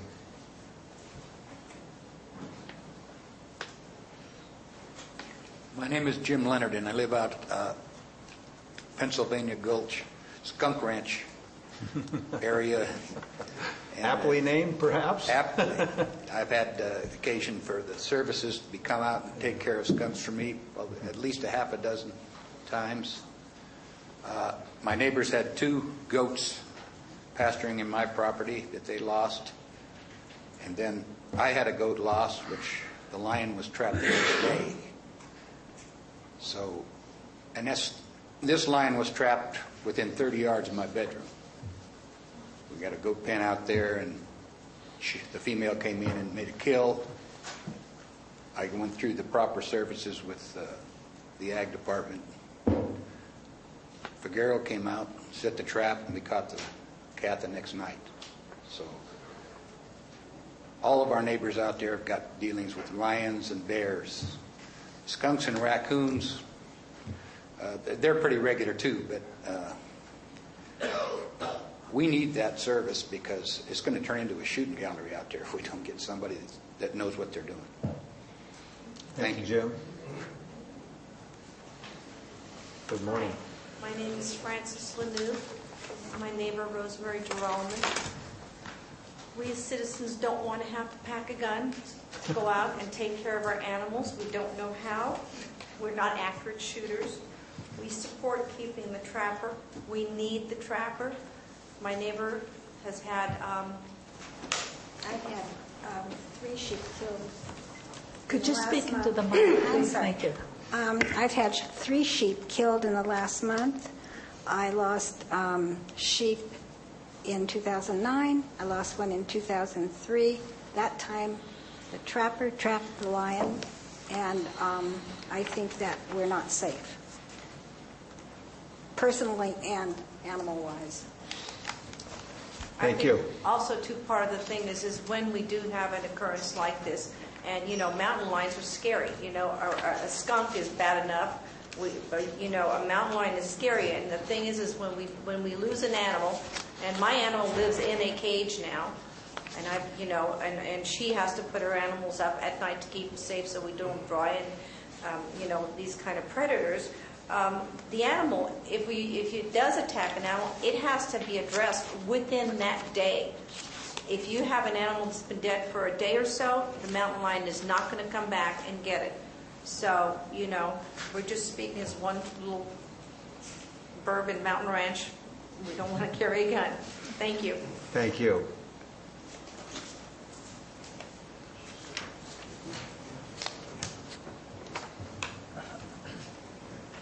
Good morning, Board. I'm Bob Russell from Sequoia Woods Country Club. Speaking on behalf of the club, I would like to reiterate what Jim just said. I live on Skunk Ranch also, and we've had problems out there and had help. But as far as the club goes, we do have a big Canadian geese problem, obviously like the rest of Northern America does. But ours has gone from a nuisance and just a messy golf course to a bona fide public health issue. 3 of our good members last year who live on the golf course contracted pneumonia, and their doctors all said this was most likely, if not totally, from goose droppings that dry on the ground, are cut up by the lawnmowers, and get airborne. And the fear of a lot of our members is that this is going to continue. Our club, along with our men's club and women's club and everybody, have spent a lot of time and energy and money using every solution. That we read everything, we try every sort of gambit. We've put up fences around our lakes, wire fences to irritate them. We've used poppers and bangers out of flare guns to try to shake them around. We've used dogs. We've researched this spray that you can put on grasses that doesn't taste good, but that has varying effects and hasn't worked very well. And contrary to clubs like Turlock and other places, we can't shoot them. We're in an area we cannot discharge our weapons because of the local gun laws. And we can't even use pellet guns because that's against the law to shoot migratory birds with a pellet rifle. Our last only avenue that we can see so far, unless somebody comes up with a miracle, is to trap these birds. And we really need to have the federal trapper in place to help us with this in hopes that we can cure this or at least mitigate it so our population, our members, and the Blue Lake Springs residents aren't afraid of this pneumonia and afraid of the health risks. So Thank you, Bob. We would appreciate it if you folks would consider that. Thank you. Thank you.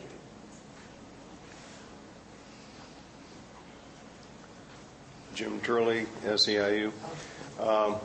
And obviously I'm going to be in the minority here. I would advocate that you approve getting rid of this federal contract and keeping county employee employed. We know what we're going to lose if we do get rid of the federal employees in their contract. Obviously, there is an issue that needs to be addressed, and I have all kinds of feelings and sympathy for the people, but we need to keep our county employees employed. It's a federal employee. It's a federal problem. Let the federal government take care of it. I would also encourage Mary to come up here and explain what's going to happen if we lose the biologist in the county and what kind of safety factors and health factors that would mean for the county over and above the loss of the federal program. But please keep your county employees employed and do away with these contracts that are exceeding what we should be responsible for within the county. Thank you. Hi, I'm Eric Kleinfelter. I'm the local state fish and game wildlife biologist for Calaveras County. I also have Amador and San Joaquin counties and part of Sacramento County for the Casumas River Preserve. I just wanted to share a few figures. As I write almost all the depredation permits for the county, the wardens also write some as well. Just thought I'd share a few figures that I have with you, and if you had any questions for me as Fish and Game representative. The department does, while I realize and fully appreciate the budget problems that are going on with the county, it's going on all over the place. If there's some way to find a way to keep this contract going, the department supports that. We feel it's an essential service for the citizens of the county. Our law enforcement personnel, our wardens, also support it. Primarily, most of the calls that I get from people regarding depredation permits is predation on sheep and goats.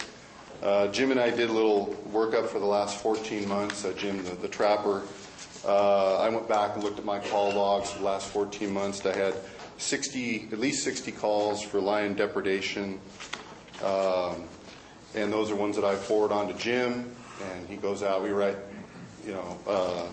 depredation permits for some of those too, if it works out. And obviously, it's a complicated process, trapping a lion.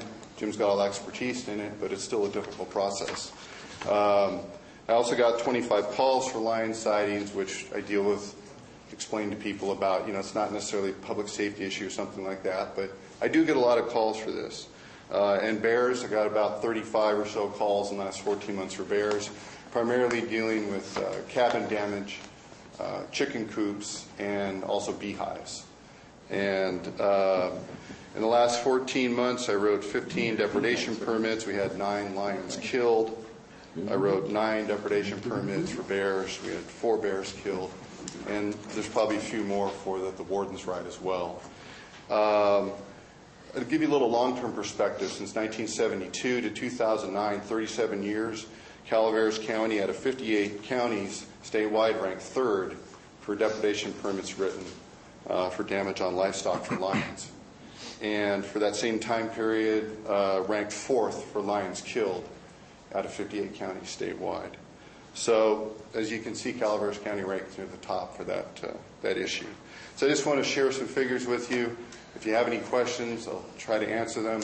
But as I said, I appreciate what you're going through with the budget. But if there's some way to find funding to keep this position going, we feel it would be very worthwhile for the citizens of the county. And also, if there's no other option they have, they're going to ask somebody what their options are if they don't have a means to call a trapper. So what are the Fish and options? Game, we write the permits. I can investigate, I can write the permits, but we don't do the trapping. I don't have the expertise for trapping. I don't even have close to the time that it takes covering 3 counties and parts of a 4th for wildlife management activities, land management, so on. But there's times when things are going with calls that I get, I'm giving multiple calls every week to Jim. He's got a trap out, trying to catch a cougar, and I'm getting 2 or 3 more calls coming in for other lion depredation going on. He's got stacks, people waiting in line basically to use his services. So, that's just the reality of the situation. So can you help fund the program? No, we don't. We write the permits. We have enough of our budget problems too. But that's something that would go way, way above my head. That request could be made, but I have no. So what are the chances of us losing our fish and game warden? Oh, I think the fish and game wardens are secure. My position is secure. It's just it's the what happens after the permit gets written. That's a lot of the issue. But the wardens, we just have a new warden that's been brought on for Calaveras County. So what are the requirements for getting the permit?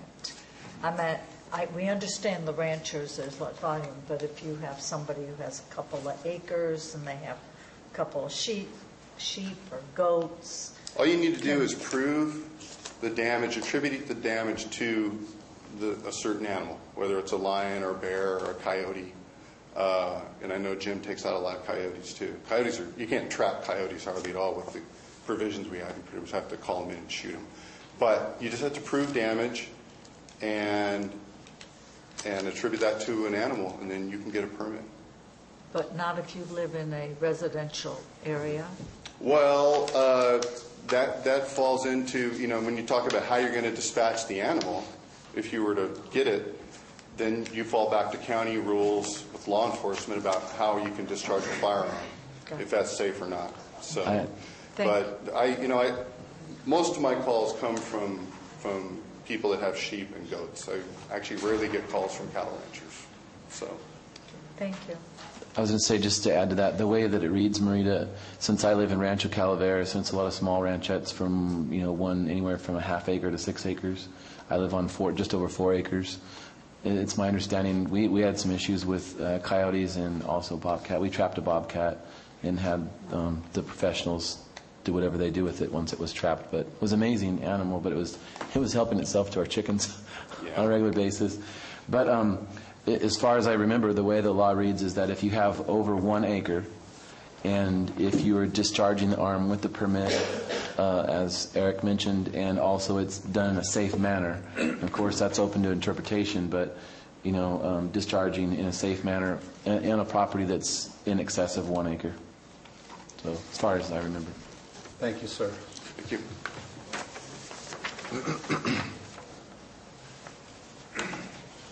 My name's Tom Thomas. I live up here in Mountain Ranch. And last year, my neighbor's goat got caught. We called Jim. He came out and trapped a mountain lion about 100 feet from my front door. I now have a 6-month-old grandson that lives with me in my family. I don't know how long they're going to be there. If he gets a little bit older, and you know how kids are, they sneak out of houses when you're not right with them, right on them. What's to stop a mountain lion from getting him? Nothing. They go after anything that they can kill easily.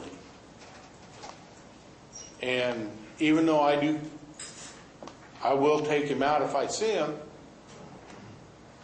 What's to stop it? It happens so quick. There's been, things where people have even been out here hunting, turkey hunting, calling turkeys, and have been attacked by mountain lions. If Jim's gone, what are we going to do? Thank you. Thank you, Tom. He said that there was somebody Hi, that was I'd like to attacked. take up one more minute of your time and show you 2 pictures of just one of the mountain lions that was caught in 2003 by May. Just give them to the clerk, and she'll circulate them, please. Thank you.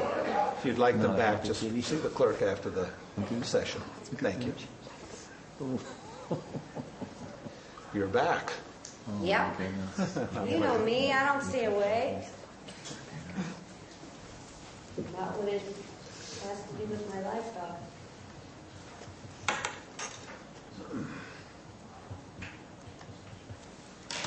Lynette Hospital from Valley Springs.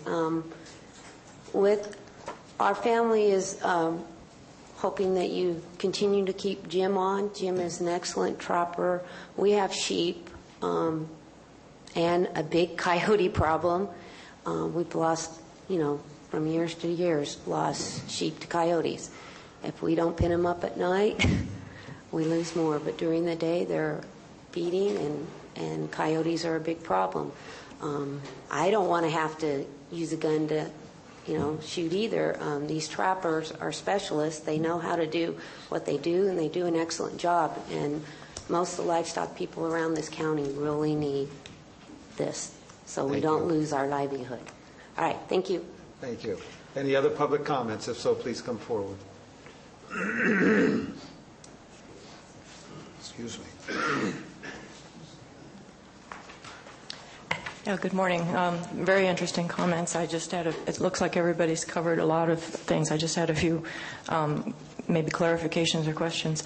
Is the number of counties participating in this program on the USDA website? I saw 38 of the 58 counties in the state participated, and I just wondered if that was a current figure, if anybody knew if that was correct.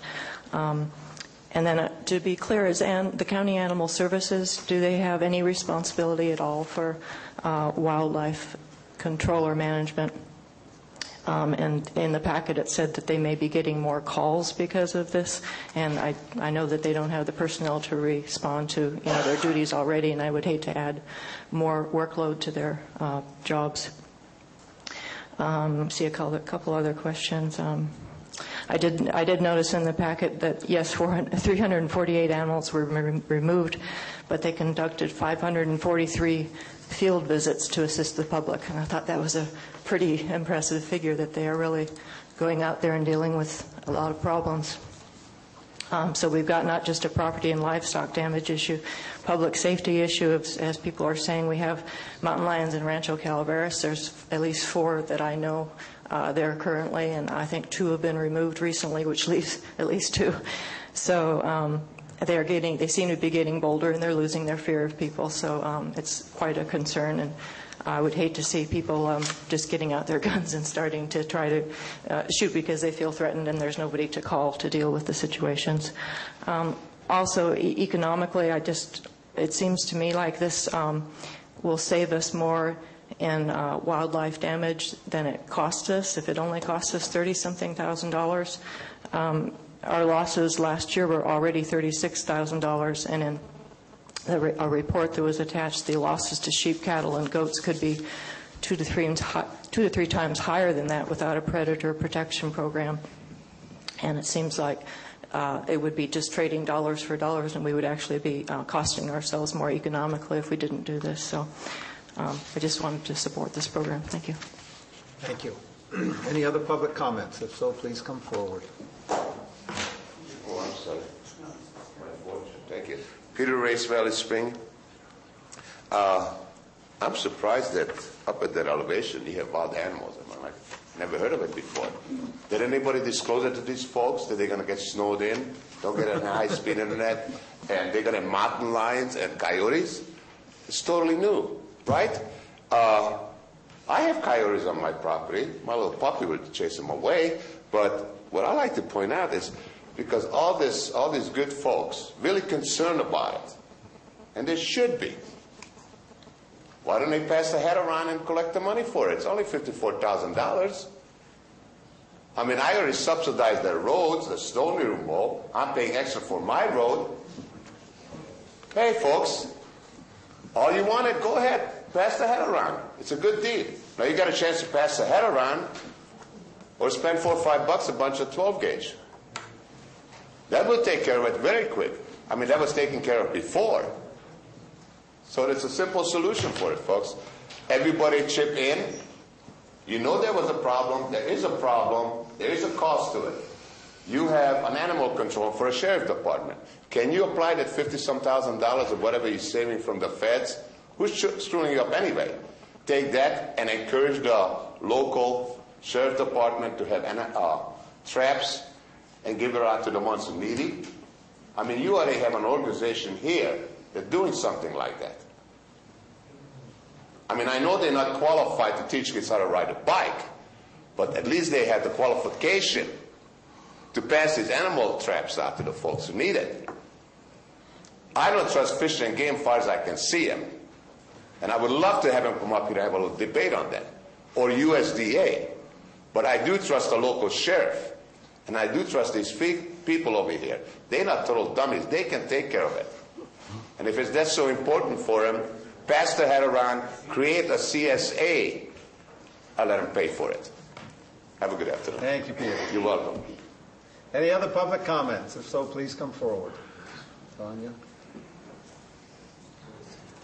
Hi, I'm Tanya from Valley Springs, and one thing that stood out to me was that California is already overregulated to the point where it's killing businesses and the economy and the state itself.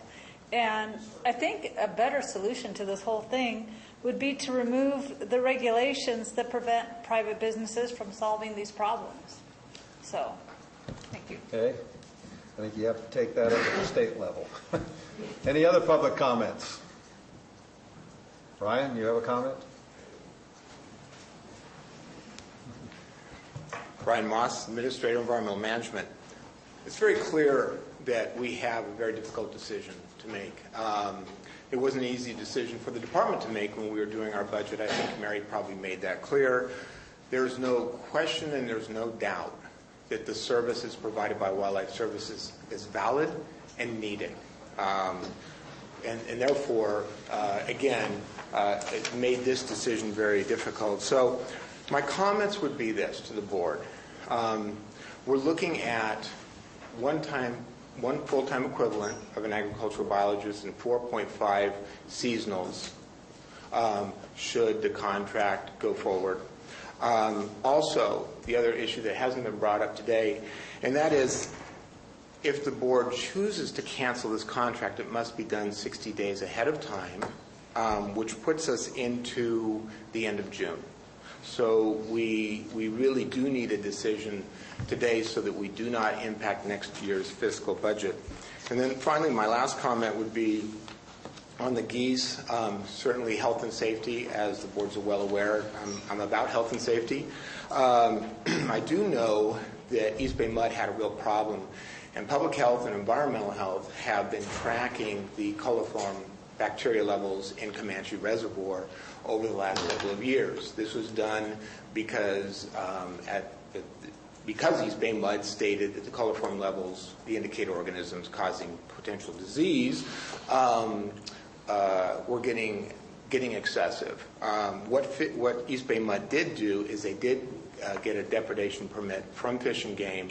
They have taken down the population to a more manageable number. I don't know what that is specifically, but the interesting thing is, from a statistical standpoint and a public health standpoint, as the geese population has gone down, so have the coliform bacteria levels in the water in Comanche Reservoir. So I want to bring that up because it's very clear that there's a problem there, but my understanding is that Fish and Game will issue depredation permits and not just to wildlife services. So those are my comments. And again, I want to state this is not an easy decision. We understand that, but it literally is county staff versus a contract.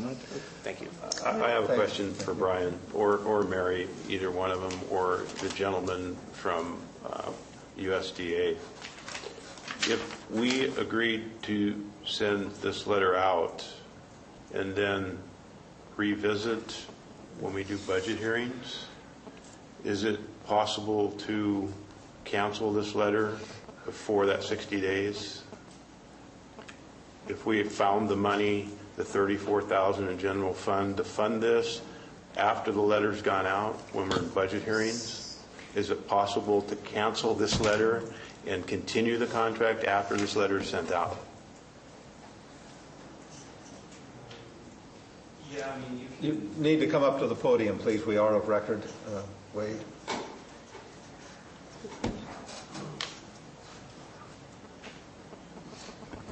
Wade Carlson, Wildlife Services. Our state office is requiring what's called a letter of an intent, just so that we know planning-wise, what to plan on for the county programs. So is your question, do you want to go forward with terminating a letter requesting to terminate the program, or to...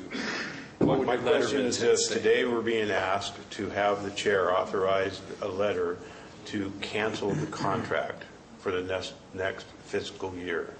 Because of the contract wording itself, the verbiage says that this letter has to go out 60 days in advance. The end of the year would be July 1st.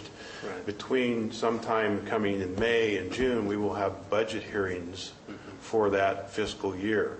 My question is, if we agreed to send the letter out today, and during our budget process, we agreed to fund this, is it too late after this letter's gone out to come back and tell you, say, in June, mid-June, that yes, we would like to continue, and if so, will we still be at the 63% level?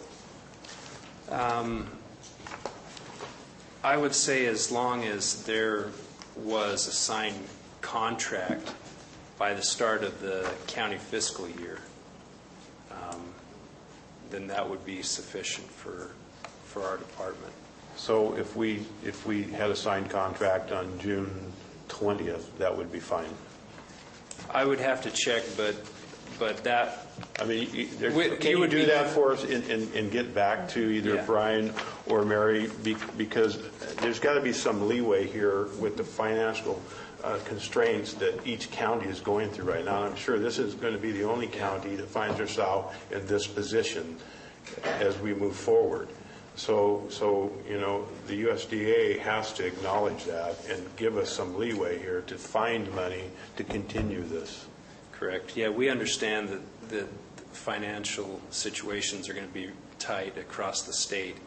And so I will verify that, but what my initial response would be is at the time that this contract expires, June 30th, if there is another one that is signed and in place prior to that, then that would be sufficient for our department. But I can verify that. Okay, can you do that? You bet. Thank you. Just for clarification purposes, the cost to the Ag Department this year, the actual cost out of the budget would be $56,000. But some of that is reimbursable. It would be reimbursed down the line, a year or two down the line. Yeah, not immediately. Okay, unclaimed so gas taxes, that's correct. my question, Brian. Where is it reimbursed from? It's $54,000 of general fund money. What I thought I heard Mary say is part of that would then be unclaimed gas tax money, but unclaimed gas tax money does not fund the Trapper program. It funds the other programs. So where are you getting the $54,000 except from the general fund? Actually, a couple things there. First of all, the outlay to the general fund this coming fiscal year would be $56,000 because we don't see the reimbursement right away. When we do see that reimbursement, it would be 40 cents on the dollar, which comes to approximately $22,000, I want to say. The other issue is, yes, this program, as well as a myriad of other programs that the Ag Department does, is a candidate for reimbursement from the unclaimed gas tax. So if we receive $100,000, just for a round number, in unclaimed gas tax, it's going to cover programs from everything from pest detection to pest exclusion programs, all those programs that would actually see a lessening of as far as workload is concerned, and it does include wildlife services. So wildlife services is only one program out of the entire list that can be reimbursed by the unclaimed gas tax at 40 cents on the dollar. And you're making the assumption that 40 cents on the dollar is going to be there. That would be correct. Mary, is that rather consistent year to year? The 40 cents? No, the reimbursement is not consistent year to year. I believe last year we received about 44 cents on the dollar because there was more money in the pool. So it does depend on how much money is in the pool. I'm expecting 40 cents on the dollar for the prior fiscal year. And that's for all the programs that are mandated and not mandated. That's correct. The term is of joint responsibility. And that unclaimed gas tax is provided to Ag Commissioners to help offset the costs of all of those programs because there is not enough revenue to run all of those programs, and is provided to us to just best run our departments and programs. So one of the questions that was asked earlier and hadn't been answered yet is the board could choose to fund the Trapper from its general fund, along with a host of other things that we're going to be asked to fund and not impact. And the other is then, what is the health and safety implications of not doing the other programs because we fund the Trapper?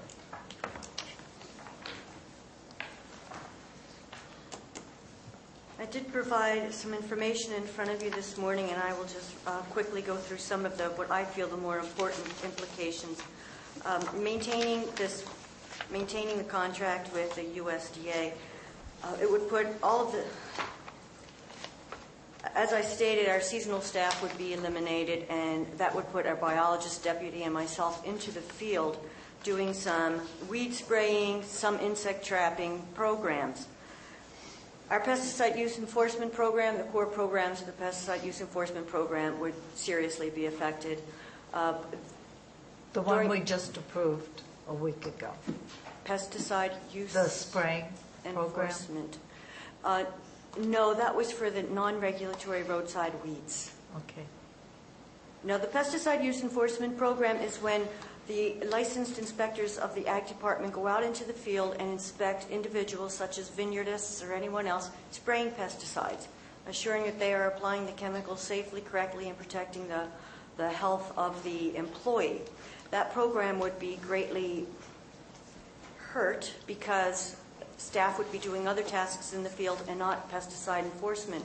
And so, you do need, the way I look at it is, and I know this is unpopular, but what we have wildlife services, or we have, pesticides getting into waterways. How do we balance that? Weights and measures complaints, they would not be able to be handled during the summer months because, again, all staff will be in the field. And with gas prices above $4 a gallon right now, you wouldn't believe everybody that says, my gas tank holds 14 gallons, I just got 16. We get those calls routinely. And so we would not be able to go to the gas stations and check the accuracy of the pumps. A situation that may affect agriculturalists, the cattle industry, they need to have their cattle scales checked. If they do not get checked before May, because again, everyone's going to be in the field doing various spraying and insect trapping programs, they'll have to wait until after October. So basically the Ag Department will be non-functional from from July through October, and then again in May and June. We'll have limited staff in the office, people that come into the office wanting to know what is this weed, that weed. There won't be anyone to help them. I cannot expect to get Williamson Act projects done within the calendar year, with the exception of the non-renewals requested from landowners, because there's a statute that says we have to process them, but they will be waiting for 6 months of the year when we can get to them. So I think those are the most important impacts that it will have on the department. Our functionality will diminish, and I don't know what else to say. People are eating more and more local. They want to buy local. We are increasing our farmers markets. We're required to inspect the farmers markets and issue the certified producer certificates for farmers markets. Those folks that come in to get a certificate, they may have to wait until the end of the week or the following week before signatures can get on the paperwork. So it will have an impact on the department. We will do our best to maintain functionality. So Tom and Gary said 34,000. Brian said 54,000. What is it that we're talking about? Regardless, I need to reduce my expenditures by 68,000 for the status quo. Put the gas tax out of the picture. That is a revenue item to me. That is simply revenue, and it's included as a line item in my budget. It always is. I need to reduce 68,000. So the cost of the contract with USDA is 56. I have an employee that's 56, but then I still need to reduce for the increase of A87s. So the cost is 56,000. We write 4 checks a year at, what's 56 divided by 4? 14. That's what we write, 4 checks a year to USDA for that amount.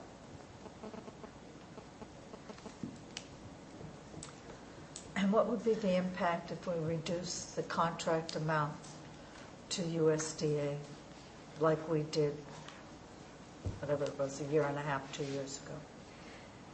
Okay.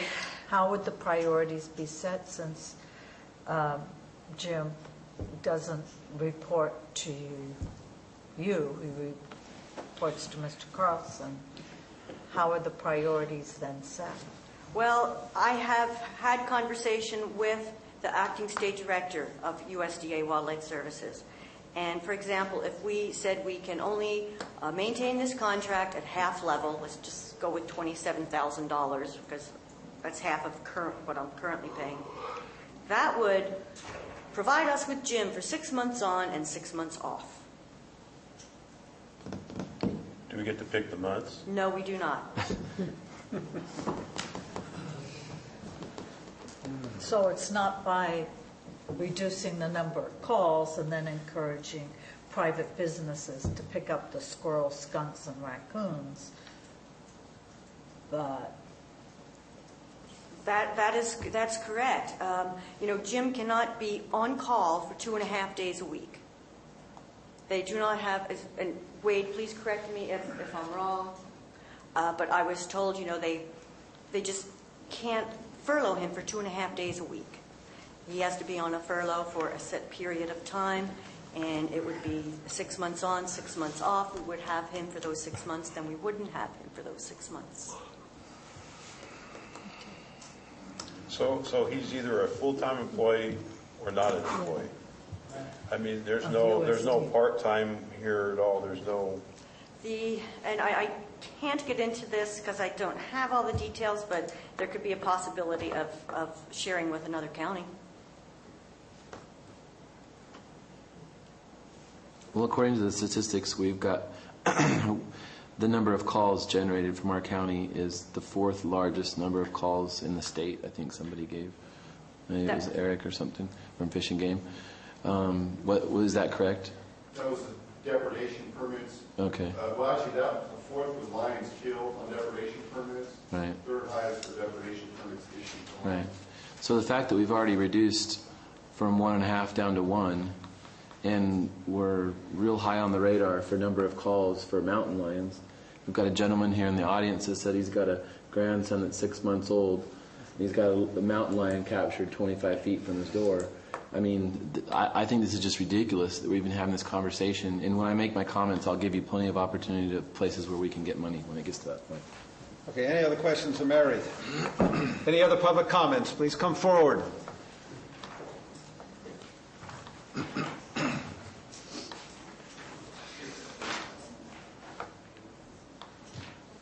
Hi, my name is Joe Pellegrino. I'm from Mountain Ranch, and I just wanted to, I haven't heard a lot about, and I don't know the stats on this, but I haven't heard a lot about children. I heard one incident about children being harmed by mountain lions. I heard a lot of animals and things like that. But I know 2 weeks ago, I've got a little grandson that's 12 years old, and he goes out in the yard. The last snow we got, first of all, I had 3 cats that have disappeared out of my barn. And the last snow we got, me and my wife, we followed these tracks of a mountain lion, a large one, right up into my barn and out the other side. Now, I'm a little concerned that my wife's in there if she was in there with the horses, or if she's in there, getting something for the lawnmower, that, a serious issue could take place. And, I hear a bit about, some of the, I don't know how to put it, the bureaucratic stuff that goes on.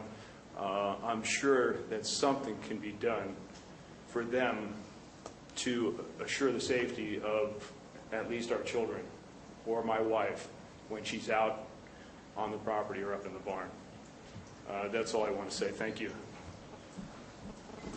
Any other public comments? If so, please come forward.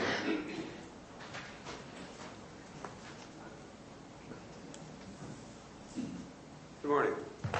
My name is Frank Fordyce. I live in the Mountain Ranch area off Whiskey Slide Road. And in October of last year, I lost a dog. And I've been in conversation with local residents and people I know there. They indicated to me that they believed it was a cat had done it. Well, that time I didn't report it because I figured it was possibly an isolated issue. The early part of this month, I lost another dog. By the way, my yard is completely fenced. It's about 8 acres, completely field fenced, primarily also to keep my dogs in and visitors out. And this other incident with the dog being destroyed, killed, the early part of this month, I called the trapper. And he came out, and this occurred on a Sunday. And the dog's carcass laid there throughout that week. And the following Sunday, it got pretty ripe because we had some warm weather. And then figured, well, I talked to Jim, and he said they may not be back because it was getting not feasible for it to be consumed. And one of my neighbors has goats, and he came to me on Sunday and told me that he had lost a goat. And he, in turn, at that time, took the trap on Monday and put it, or Sunday night, and put it in his yard. Monday morning, he called me and he told me that he had an animal. And I went up there to see it. It was unbelievable. This thing was when Jim came to pick up the carcass, Jim estimated it to be approximately 100, 125 pounds. I measured it from his nose to his butt, not his tail. His tail, by the way, was 3 feet long. I measured it from his nose to his butt, 4 feet, no exaggeration. I'm in favor of retaining this program. I was not told until Jim had come out that there was a possibility that the program would be cut. And I think it's a public safety issue as well. Thank you. Thank you, sir. Any other public comments? If so, please come forward or I'm going to close down public comments. Okay, I'm closing down public comments and I'm bringing it back to the board. With the consent of the board, maybe I'll give my comments at this point since I haven't spoken yet, if that's all right. First off, let me, and then I'll go to the other board members and then we'll entertain a motion. So I'll initiate my comments by briefly commenting on the only public comment that I found, frankly, particularly offensive, and that was by our union representative who came forward and said that this is is only a federal problem and the county shouldn't address it. We should be saving the money to save union positions, basically, in the county. I do not view it that way. I think this is a service to the citizens of the county. I think we're very thankful to have both the gas tax and the federal participation. I don't know that what offended him most was the fact that the wildlife specialist is not a union employee, or whether it was the significant amount of overtime that the wildlife specialist puts into the position without compensation. But I don't think that any of those comments that were made by the union representative, in my opinion, reflect the best interests of the county. So now, having said that, let me get back to the issue at hand, and that is this position. I am not in favor of eliminating the position. I would like to maintain it as a full-time position. I look at this position basically the same way I look at almost a deputy position in the sheriff's department. I think it deals with public health. I think it clearly deals with public safety. And it clearly, in my opinion, is necessary for our economic well-being. Whether he does a lot of work on the bed and breakfast with skunks and possums, etc. We have geese problems on some of our golf courses that are part of our economic base. So I think there's both an economic base argument, and I think there's a public health and a public safety argument to be made. Also, when you have depredation, you need someone to respond in a timely manner. This isn't something where you can come out 2 weeks later when someone calls. You can't say, "Well, I'm booked for 3 weeks. I'll be out 4 weeks from now." I mean, you have to go when the problem is arising. It's like calling the sheriff's office or 911 and saying there's a crime in progress. You don't say, "Well, I'll send a deputy out in 2 days to take a report." You go, because that's when you have the best opportunity to be effective. And it's the same with the wildlife specialist. When he gets a call, he needs to respond, because that's when he's most likely to be effective. If you look at the agreement we have with the federal government, picking up 37% of the cost of the program. If we terminate the agreement, then we have to pay 100% cost of the program to get back in. So this isn't something you can do at no cost and, if times get better, we'll come back in a year or two. or if the citizens raise their voices, my gosh, we'll change, mid-year and reinstitute the program, because we will lose 37% of the contribution at the federal level. And if we decide to reinstitute the program, who says there's going to be a Wildlife Services agent available to fill the program? And even if you had to go to find someone to fill the program, you're not going to probably find somebody that's going to be as knowledgeable about the county and know the county as well when it comes to wildlife as our current specialist. So for that reason, I am not for eliminating the position. I understand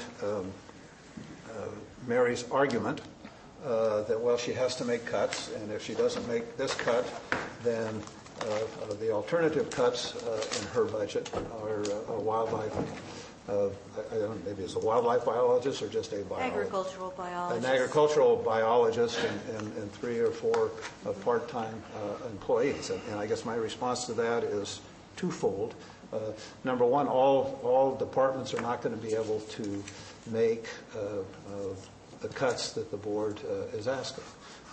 When we made cuts last year, we weren't able to cut in the county counsel's office, for instance. I doubt very much that we'll be making cuts in the county counsel's office in this budget year, because all that means is we have to go out and hire outside counsel to do what inside counsel does, and outside counsel costs a heck of a lot more money. So it's not an economically viable alternative. And I doubt we'll be making cuts in the auditor's office. I doubt we'll be making cuts in the administrative office. So I look at this and say, well, maybe we're not going to be able to make all of the cuts that we would like in the agricultural budget. That's not going to be new or an earth-shattering development, because there's going to be several departments that are not going to make the cuts, or not the cuts to the degree that they're being asked to be made. And that's going to be up to the board to make that final decision. And the administrative office will obviously review it and make recommendations to the board. So that's number one. The second point I would put forward is that the wildlife specialist is not really a part of the Department of Agriculture. That's just where we put it, because at that point Jerry Howard was the Ag Department head, and he was willing to accept it. We could just as easily have put it under the administrative office. We could just as easily put it with the sheriff's department, like we did animal control. We could just as easily have put this position in about any dang department we wanted to, because it doesn't really fit in any county department per se, and quite frankly, he is a federal employee under the rules, and he does answer to me. But obviously, we take the calls, and he checks in daily or 2 or 3 times a day with the Ag Department to see if anybody's called about problems, etc. And he goes about his business. But to me, this really isn't an Ag Department issue. It's an independent issue that I think the board needs to address in an independent way, and not tie it to the Ag Department any more than it should be tied really to any other department it could have or could have been placed in. So I am not for eliminating the position. I don't think we can go to 0 wildlife specialists. I think we need to keep at least one person that's active in that position. So I will not be voting to terminate the contract at this time. So that completes my comments. I will just go to the next board member, and we'll just sort of poll the board for comments, and then I'll entertain a motion. So you want to take the next step at it, Marita or Darren or somebody? Who would like to go next? Darren, go ahead. Okay, Darren, it's deferring to you. All right, they've deferred to me. All right. Well, as promised earlier, I'm going to make a few comments regarding funding sources and things that we can do. There was a gentleman here from Mountain Ranch, I believe, that Mr. Pellegrino, that was making comments about, bureaucratic rhetoric. And, I absolutely sympathize with you. I'm the newest member of the board, having taken office in January of this year. And so I suppose at some point I may become more callous to the language and acronyms and whatnot. But right now, the way I see it is probably more in line with what you think. And I hope that doesn't change over time, because my thoughts on these type of things is basically when it comes down to basic logic and common sense type things. As Mr. Tryon stated, there are many things that we have to look at to be cut from our budgets. And one of the things that I've said in the past in regards to the budget wars, I would say, coming up probably between departments and different things in terms of who matters most and what we have to keep and what we have to cut. I think that there's been a lack of focus on things to generate revenue. We're so focused on cutting rather than focusing on what we can do to increase revenue to pay for these things. One of the things is something that I mentioned earlier, which was increasing the hotel tax to people who visit here to help offset the cost of some of these things, which benefit tourists and tourism as well as local people. And none of that increase, it would be felt as a burden upon anybody that lives in this county. Certainly, I've never made a hotel reservation in my life based on what the hotel tax was. I never said to my wife, well, yeah, you want to go to Monterey, but we're going to go to Fresno because Fresno has cheaper hotel tax. That's never been part of the scenario in my decision-making process when I was taking a vacation. And certainly, if we increased the transient occupancy tax here in this county to 10%, which is the state average, Ms. Calloway did the calculations here for us and said that an increase from 6 to 10% would give approximately $146,000 more into the county coffers, which, of course, people would squabble over who gets what, and, that always happens. But, when we're talking about $50,000 here or whatever it is to either keep this or do away with it, let's just lop that off to 146, and then people can fight over the 96 that's left.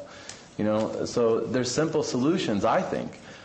Somebody mentioned the Turlock Country Club went out and shot the geese with the permit. Well, I'm going to be making a phone call later on this week because I have a friend that has a 20-year membership to the Turlock Country Club, and he's an avid hunter. And so I'm going to ask him if he got in on the hunt. And then the next thing I'm going to follow up is, if we've got an overabundance of geese, I know there's this guy, my friend at the Turlock Country Club, he's a hunting nut. I mean, anything that he can get a permit for, he hunts.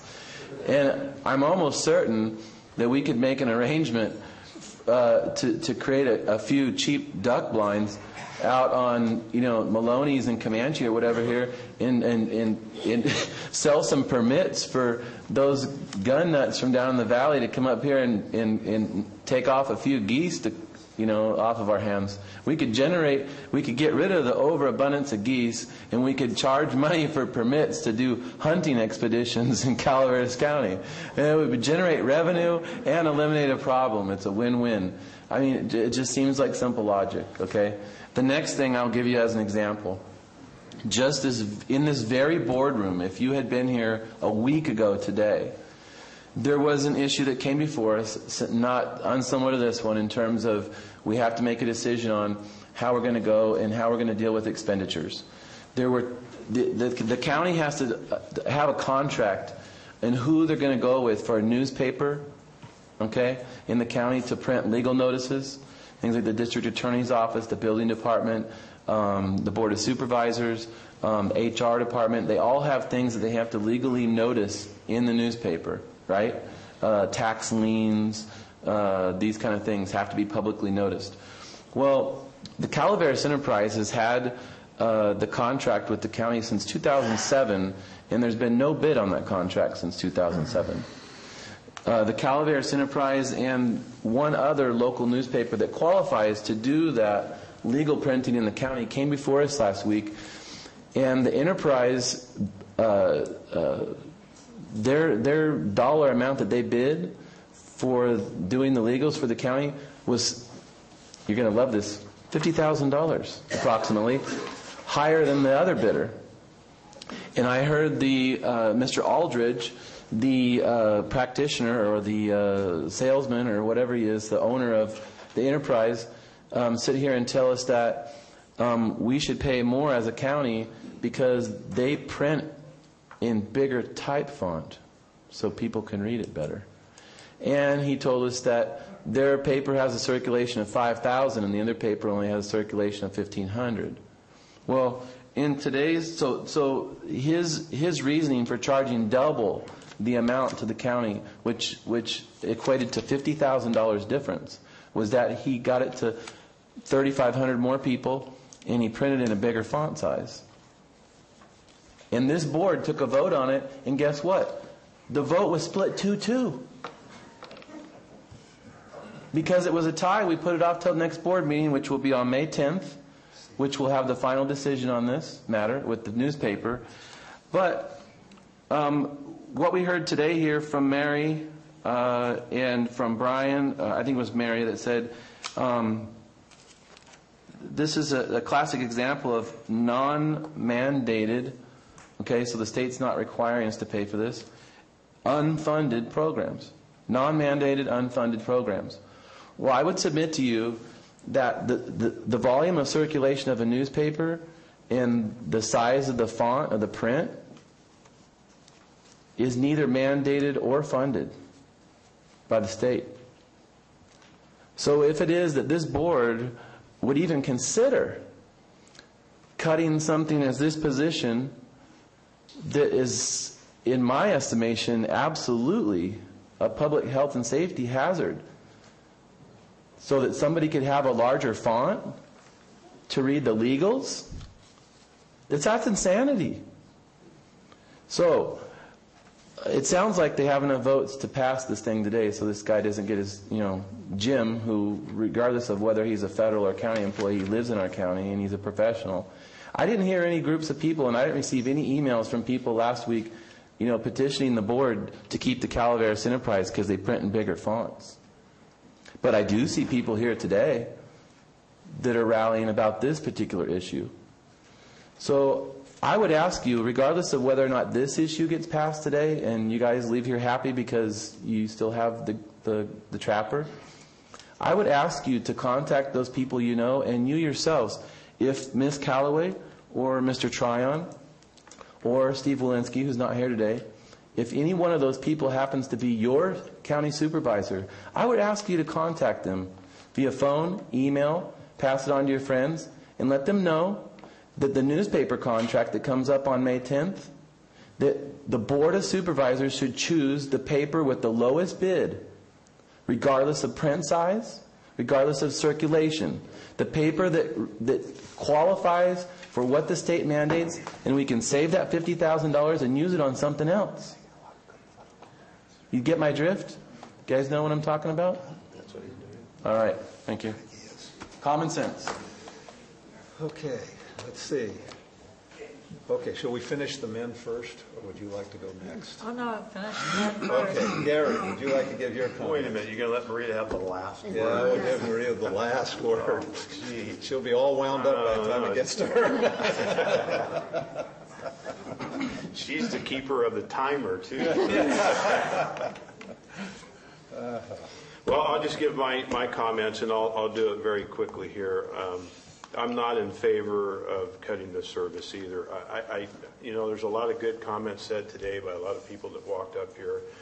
I tried to answer a lot of questions with my questions, so all of it was out there. We knew what we were dealing with. If somebody came up with some other way of doing things, that was my line of questioning.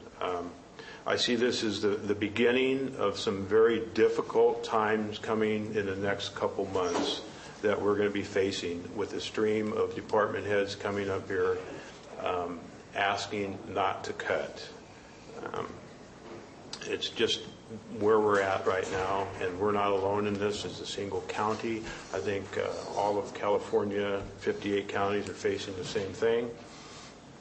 I'm not in favor of eliminating the trappers simply because I see it turning into, and I live on 6 acres and surrounded by a minimum 5-acre subdivision. Some acreage in front of me is several hundred acres. You're looking at turning into a massive shooting gallery without people not even going to get permits legally. You're just going to just hear shots all over the county. You've got a cat on your lap, you're not going to go wait to get it. I mean, it's a very vital service. I can't see eliminating it. I just the back of my mind since we have this, just the thought of people shooting is not good. You talk about a mountain lion 100 feet from your front door, you have a grandchild. Somebody with a high-powered rifle, you don't have to be 100 feet from them. You could be a great distance away and they fire a thing and miss a ricochet or whatever. You're standing out there, your child's there, whatever. You're talking about vital public safety here. We're a very rural county. That's the nature of where we choose to live. We all chose to live here, stay here, work here, whatever we do here, vacation here. It's the nature of where we live.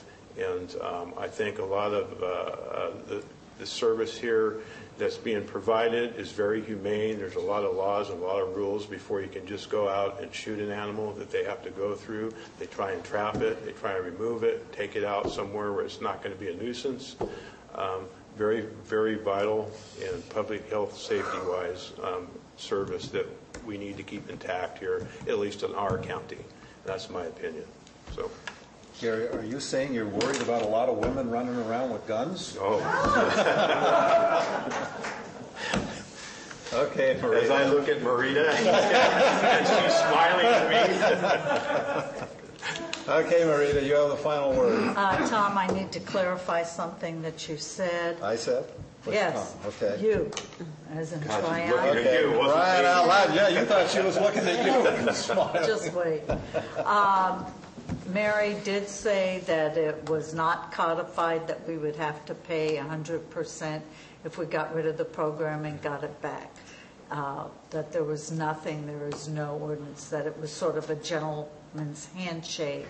So we don't know that that's a true statement or not, that if we let the program go, that we would then have to pay 100% to get it back. So I need to clarify that.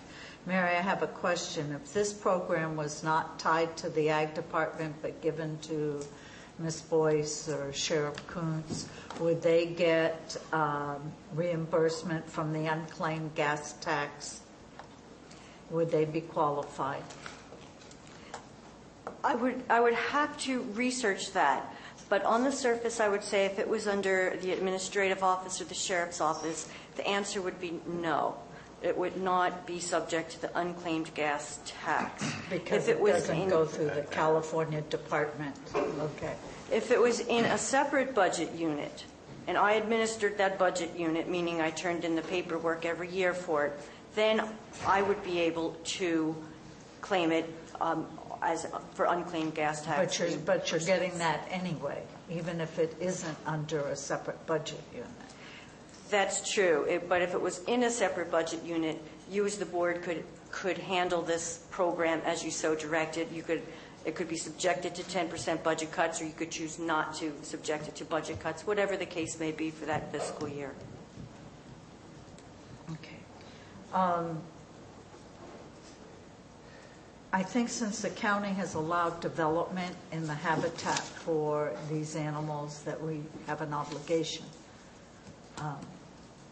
But I also think there's things that we can do that we haven't done and that we need to do. Because when we discussed this and we reduced Jim's time to 11.4, we got rid of the halftime, the room was packed. Okay, here we are again, and I will guarantee you, next year this issue is going to be before us. So unless the board at budget time is going to be willing to commit general fund dollars to this program, then we have other programs that also deal with health and safety in the ag community and for the public. For example, the pest control and the nurseries has a great impact on the wine industry, which is a huge component of ag if you read the Ag Commissioner's report. So what we're going to be doing is impacting that part of the community. That's also public health and safety. As Mary discussed, we have a lot of farmers markets. We've been very supportive of the farmers markets from this board.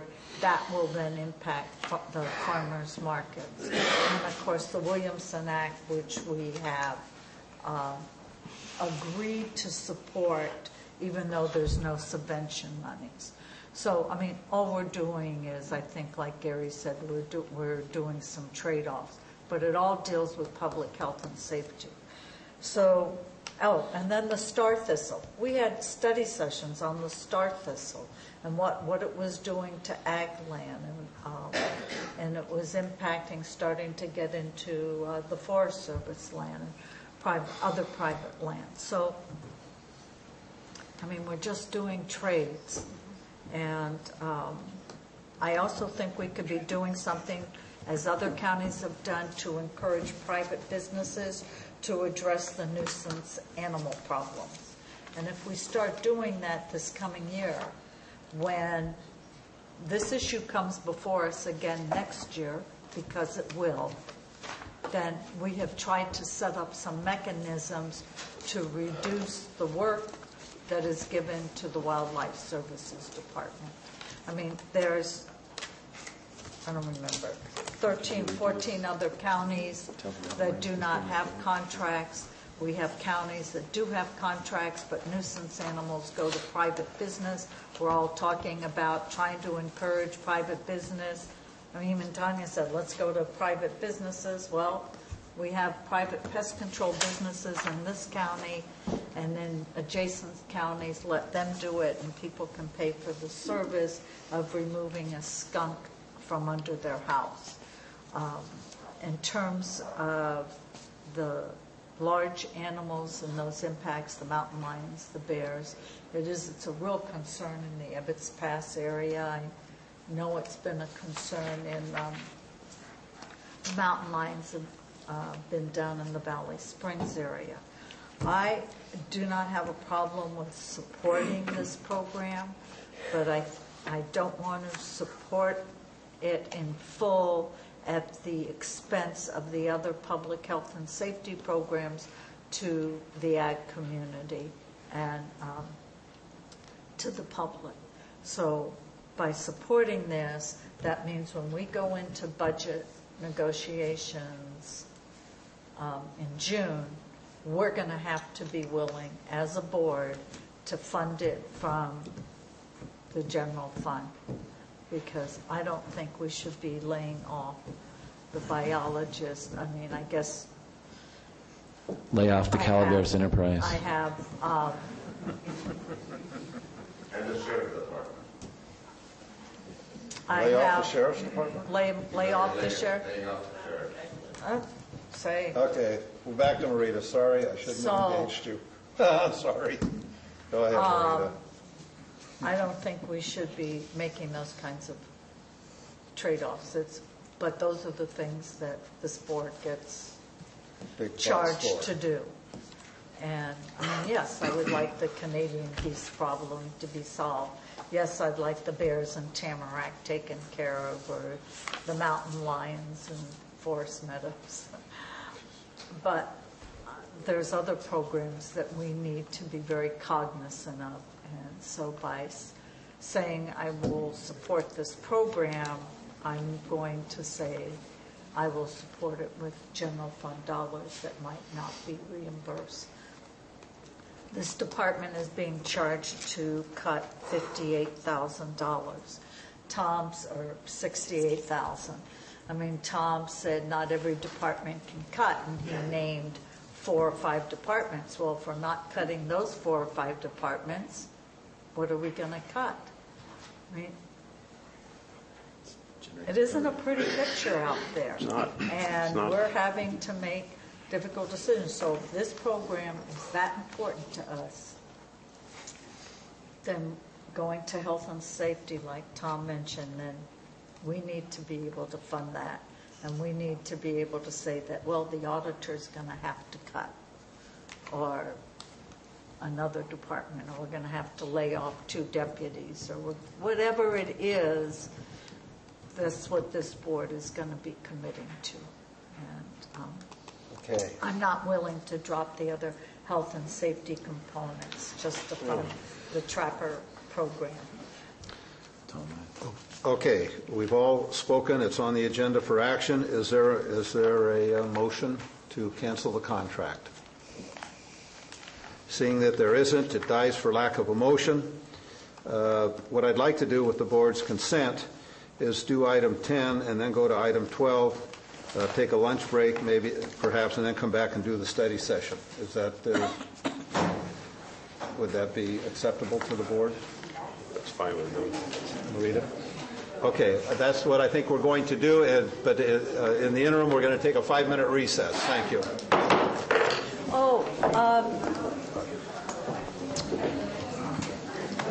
Hey, Jim.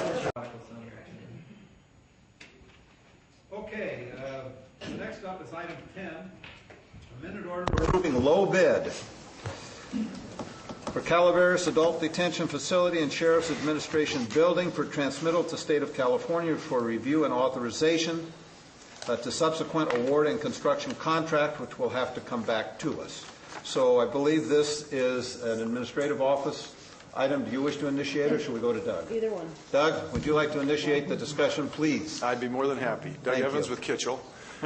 As you're aware, we bid the jail project on the 12th of this month. We had previously pre-qualified 11 general contractors. 9 of those contractors submitted bids. There's a bid tabulation attached to your board item. The bids came in very close to the cost estimates.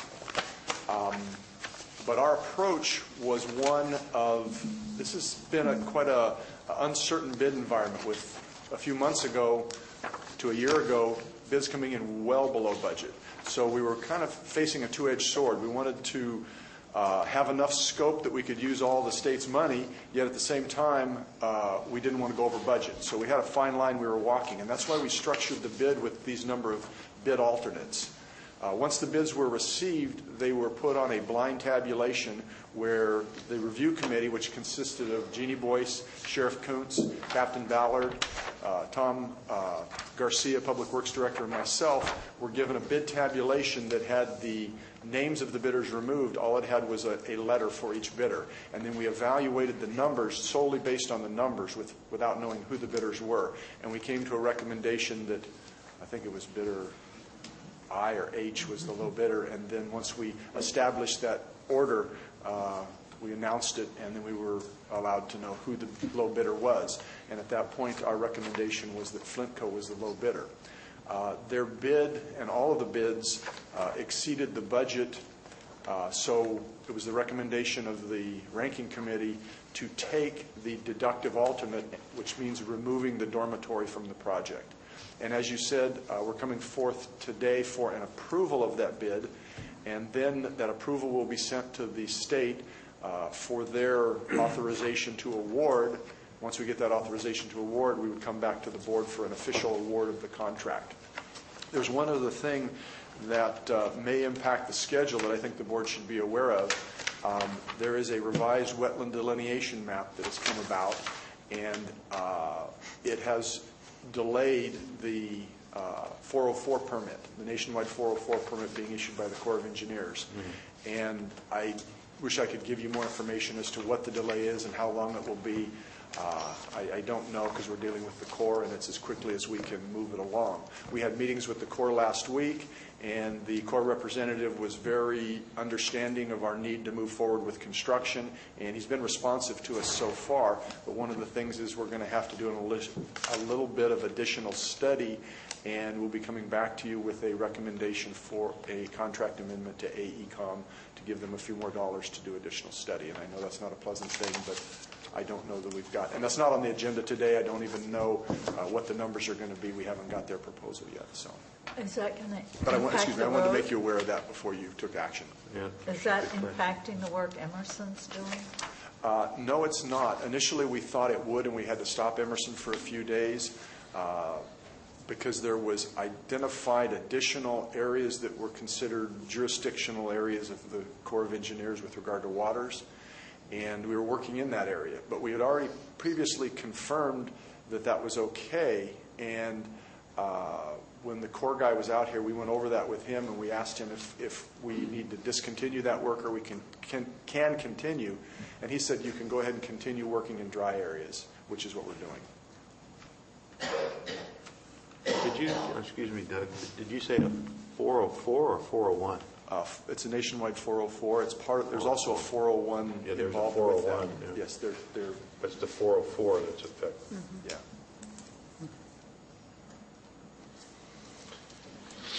Okay, other questions by board members? I have a question. Go ahead. Did all of these generals list their subs? Yes, they did. So this general, and you didn't give us a list of those subs for I this apologize. general? I'm not, because I wasn't coming forth with a recommendation for award. In my mind, I didn't think I needed to. We can provide that, and it is posted on the website.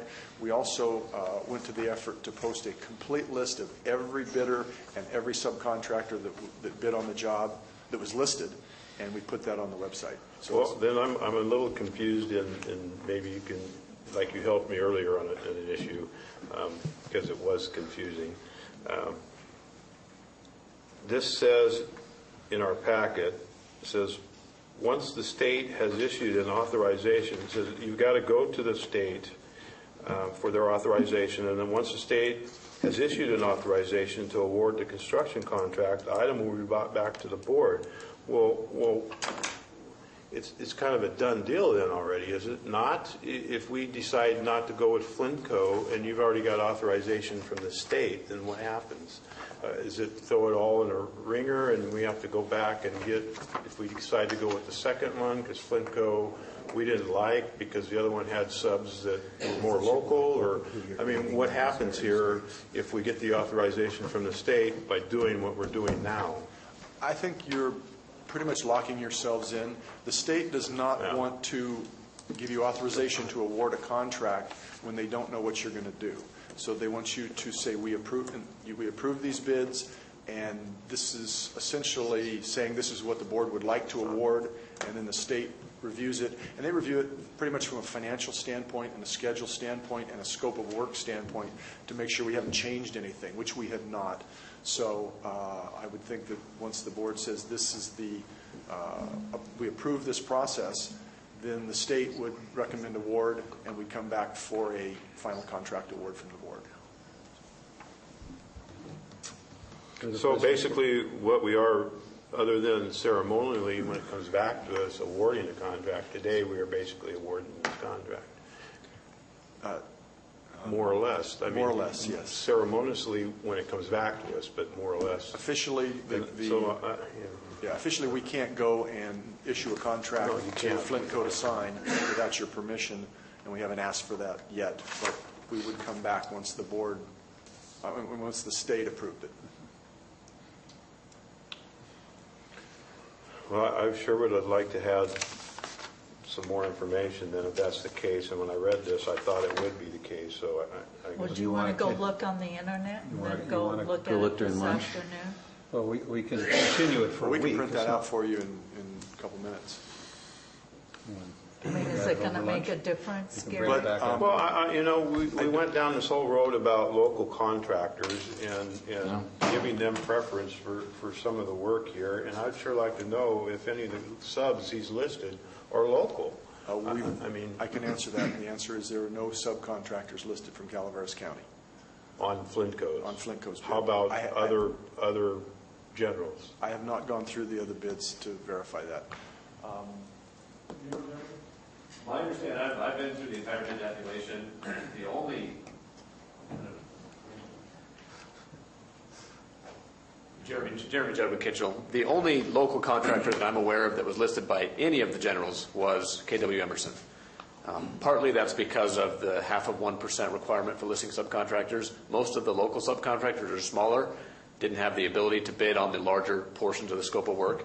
And so I think all of the contractors have tried, and Flint Co. has also said that they would continue to try to work with local contractors, but they would be on the smaller scope, so they wouldn't be listed because they're less than half of 1%. Can you tell me who the steel company is for this? Flint Co.? I can go look. I don't know. Are they in the state, or are they in Oklahoma, or are they in Idaho, or where are they from? The steel company is in the state, but I don't remember. What company? I don't remember which company it is. I'm pretty sure they're in the state. I can go print the sublisting real quickly and bring it in. We can take a look at it. I would like to see it. Well, why don't you do those things, and we'll do a review of correspondence, and then we'll come back to you before lunch so you guys can get out of here. Thank you. Do you have anything else, Doug, at this point? The only other thing I want to caution is we've got to be very careful because the public contract code requires you to award the contract to the lowest responsible, responsive bidder. I understand it. Okay. But just bring back the information. Maybe I'll just, are there any other public comments at this point on this issue? Peter, come forward. I have a question, maybe. Of whom? Well, who is responsible for the money, taxpayers' money? For what? For whoever is responsible for, my question is there going to be any effect to the prison that we're building? And I voted for the bond. I support it. Because we're supposed to be getting some state prisoners. Well, we don't know about that. That's fine, okay, because it's going to cost that may or may not happen, and that'll be decided at the state level. Okay. Now, how is it going to affect each parcel tax to pay off the bond? Because I noticed there's an increase in a parcel amount to pay off the bond because there's less payers. How much is going to increase? That doesn't change. It won't change? It's going to be the same amount? No. No, I think the amount can change, but the formula is the same that was adopted in the bond. So each particular parcel will see an increase? I don't know, whatever the formula is in the bond.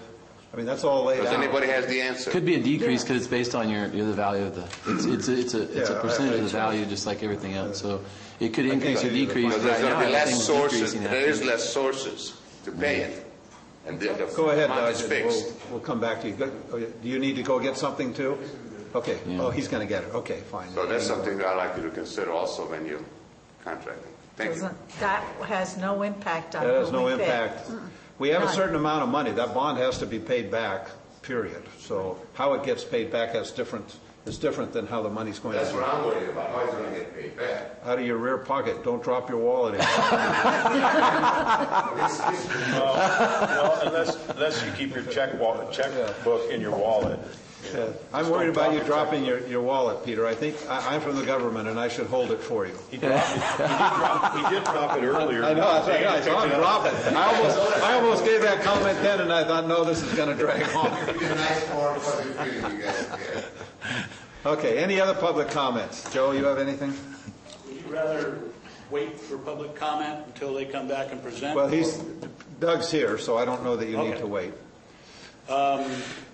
To answer Mr. Tofinelli, I think workman's comp, liability insurance, and bonding, I think that's a primary function of why there aren't too many people in this county that can afford to try to get on as a subcontractor. The pedigree of the companies, I'd like to see the pedigree of all the companies. Flint Co. I did look up, and I believe they are out of Oklahoma, and I do believe that they've done quite a bit of work in California, in Northern California.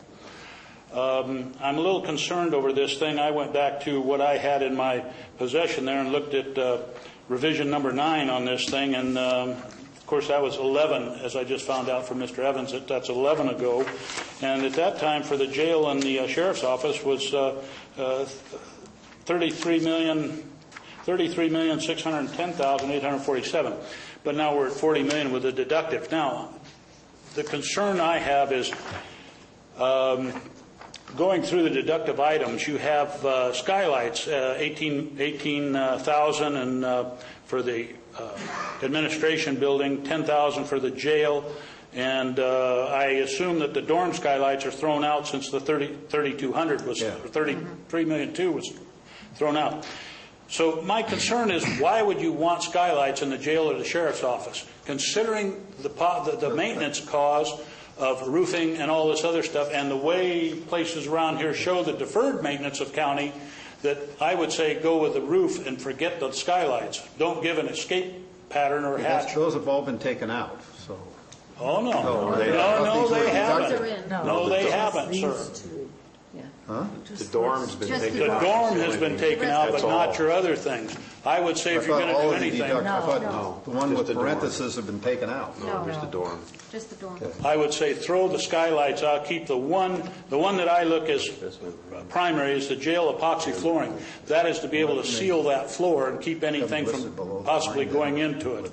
Now, the solar voltaic and solar hot water, is that going to be only, that's a $600,000 and $150,000. Is that going to be only for the jail, or is that going to be distributed out to be able to use for the sheriff's department and the jail complex? One or the other, or both, or how's it going to work? Then is it going to have a battery system, or is it going to be on a meter rollback system? And then the nighttime power is going to be apparently from the company you get your 6 cents a kilowatt hour from. Has there been a, shall I say, spreadsheet to look at the difference of the solar power and its use during the day feeding back? And if it's on both, then both how it feeds back for both of them and the value reduction or cost value reduction.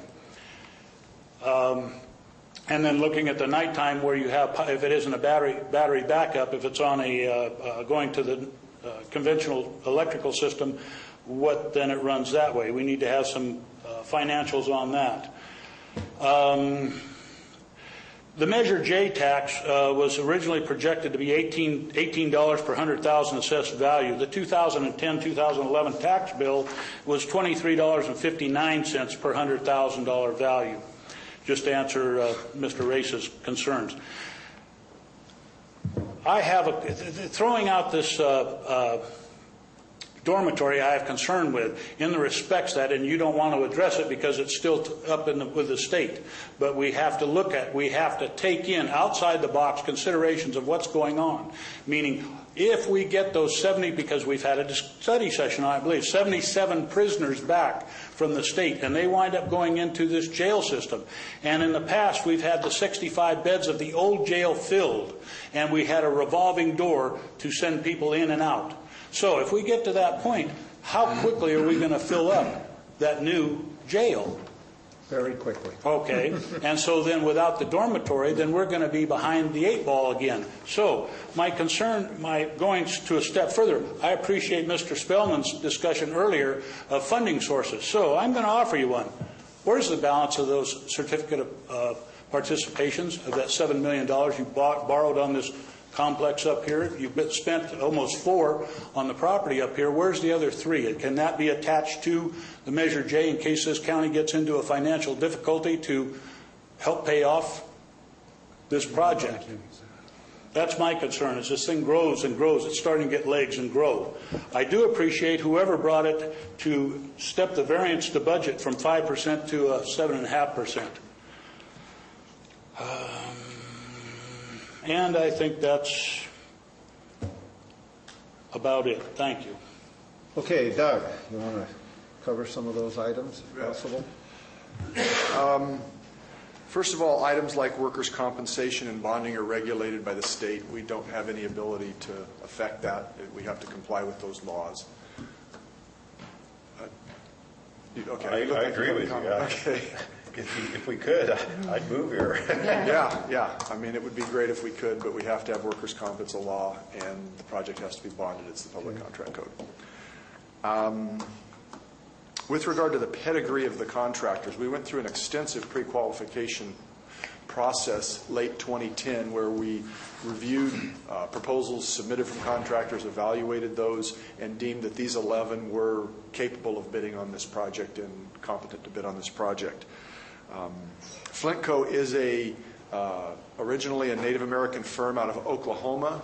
I read in the paper, so I don't know, I'm not validating it, but I read in the paper that they were started in 1908.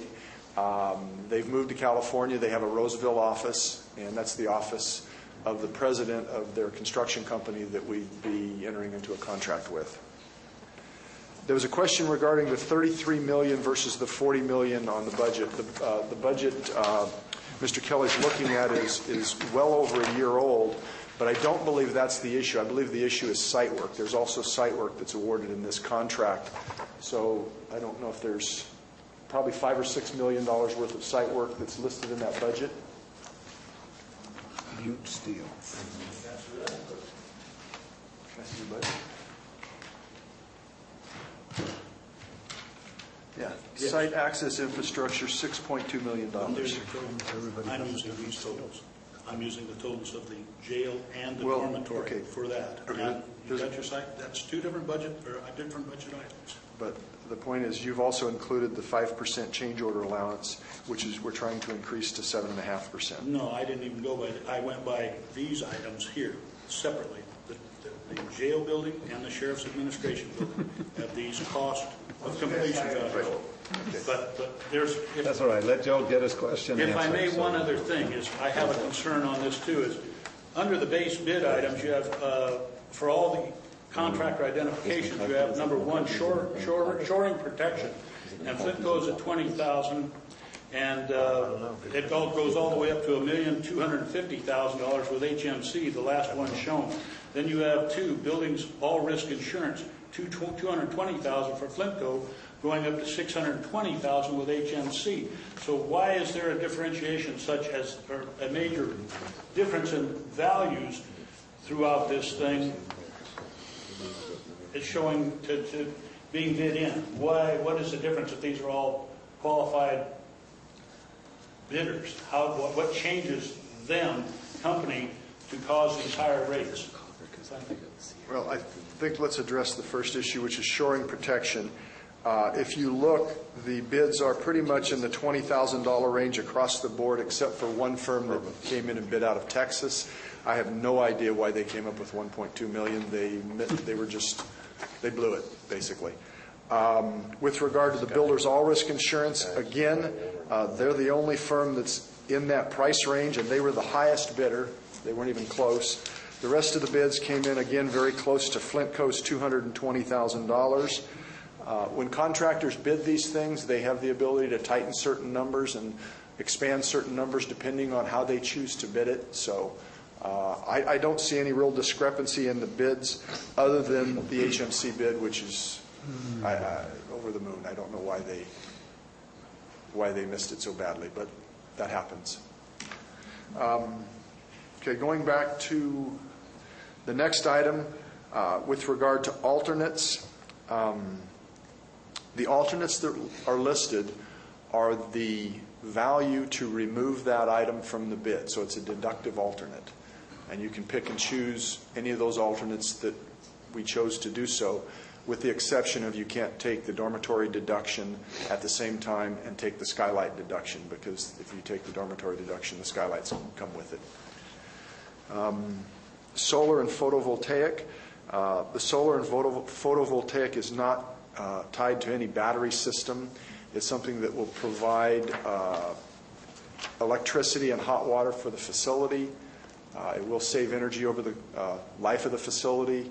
It is part of the jail component of the project, but will service both the jail and the administration building.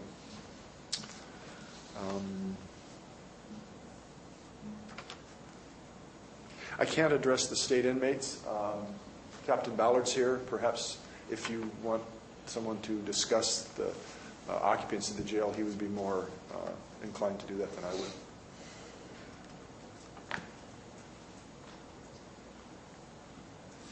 Okay, other questions by board members? I have a quick question for you, Doug. On those deductive bid items, the solar photovoltaic and the solar hot water, yes. Did you guys price that out with our cost of electricity to make sure that was the most cost-effective way of providing those services? Yes, our mechanical engineer did an analysis of the cost with and without the solar, and I don't have the exact payback period off the top of my head. Okay, do we get, being we're government and government's doing this, does this get federal or state subsidies for doing it?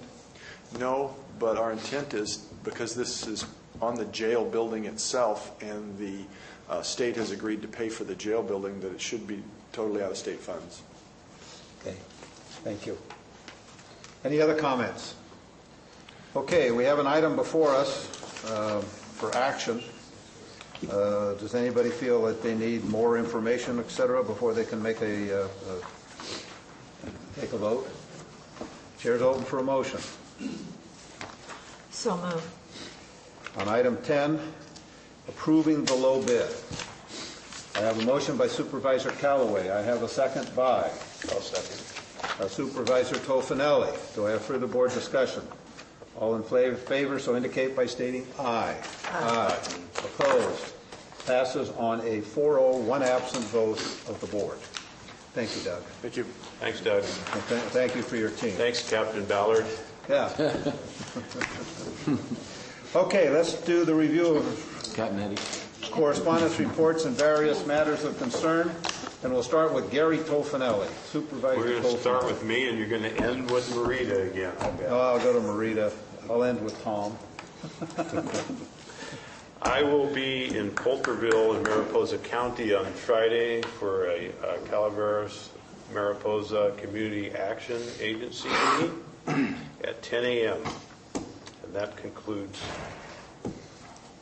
what I have Marita, on my agenda. Head to you. On May 10th is the frog jump here at Government Center, and there's two things we need from the board. One, we need a jumper, and usually it's the newest supervisor. Uh-oh. You're going to jump. Jump rope. Yeah, there's a frog suit in a closet. I'll show up as a jockey if I can jump Darren. Did you want to? Would you be willing to jump the frog? I know I want to sit down. Well, you mean the guy that goes behind and goes like that and makes him jump? Yeah, you pick up the frog and put him down. Sure, yeah. Okay, so, all right, so Darren's going to jump the frog, and what shall we name the frog? We have to name the frog. Supervisor Tryon. Claim jumper. Why don't we name it? What if more than one supervisor would like to jump a frog? Well, then you're going to have to negotiate that with Karen Osborne. The more the merrier. And you're going to have to give her money. I think we should name it elderberry shrub. It's elderberry. Just elderberry. It's elderberry. Darren? That sounds Name like it a winner to elderberry. me. It'll be the most expensive frog we ever jumped. Okay, now, did you want to furnish your own frog, or did you Youngerberry. want them to furnish one for you? Oh, I'm not be careful. I'm not in. That sounds like a loaded question to me. I don't know what the parameters are of that. Oh, if you have a frog you want, or I'll Just just let put, them provide a we'll frog. provide you a frog. Let's get those two columns. Now, Is there a cost incurred? Because if there is, I have a frog on my property I'll bring. If okay, there's now cost wait a incurred. minute. The money that's raised through the frog jump at Government Center is donated. And Yes, this time They took away all our money in the budget. I talked to Marilyn. and Madeline this yesterday. time they're donating it to the Humane Society. That's good. So, and they've made For other humane donations. treatment of frogs at the frog jump? Yes. So there's two things I will also need from all of you. One, from the supervisors, I need $2 each so we can pay the $10 fee for Darren to jump the Pay for frog. mine, will you? And I can afford $2. because our CAO, thank you very much, Tom's $2. Peter, bring your wallet up here. Here. Also, I want a receipt, Marita. I want to know where this money went. yeah, right. It's going to pay for the wildlife person. So I have Gary's. I have $2.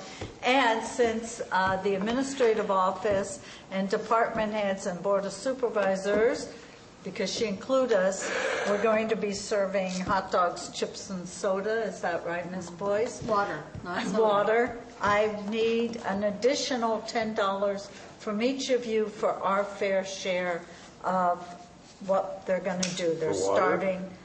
Yes. So each of you have to either give me or Karen Osborne $10 to help pay for that. So I need a total of $12 from each of you. There's 4. Yeah. That's my 4. That's from me. Okay. Well, I don't have $10 on me, so.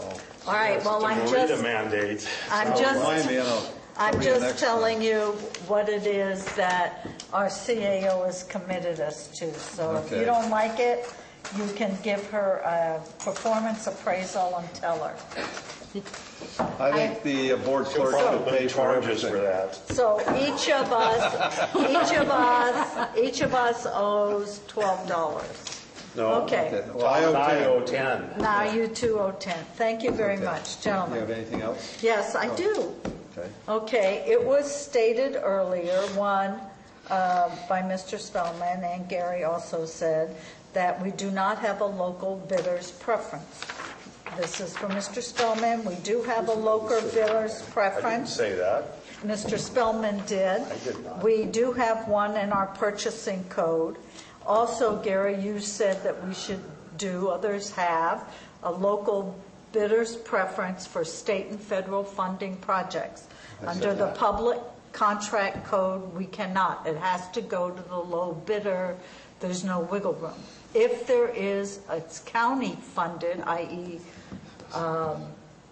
it's the library or steps at the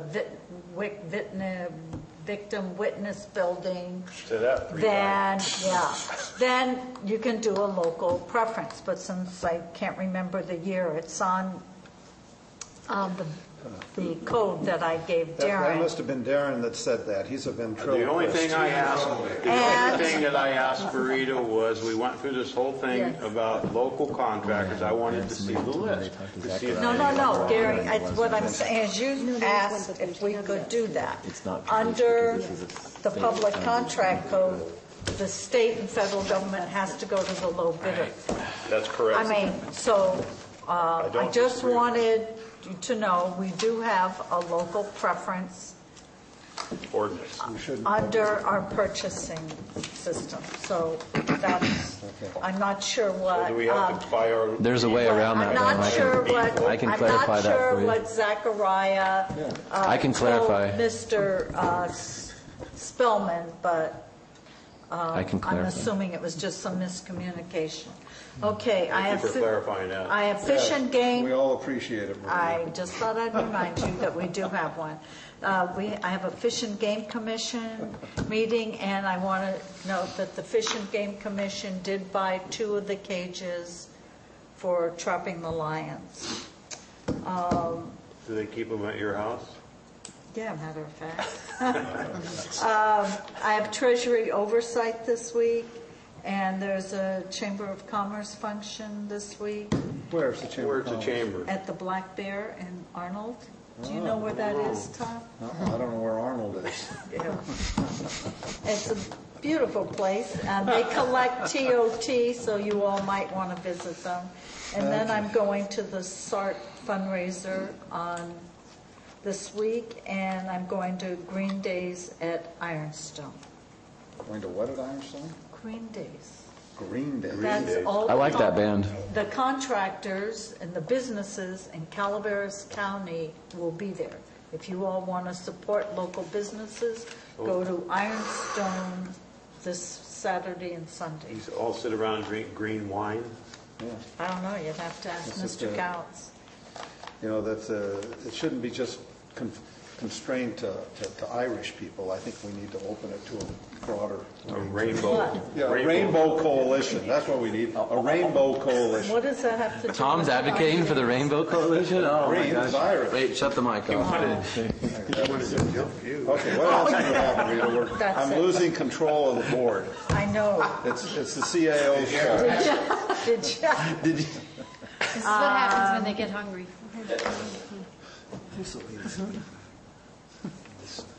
Why don't you call Supervisor Okay, Spellman for his thank meeting? you.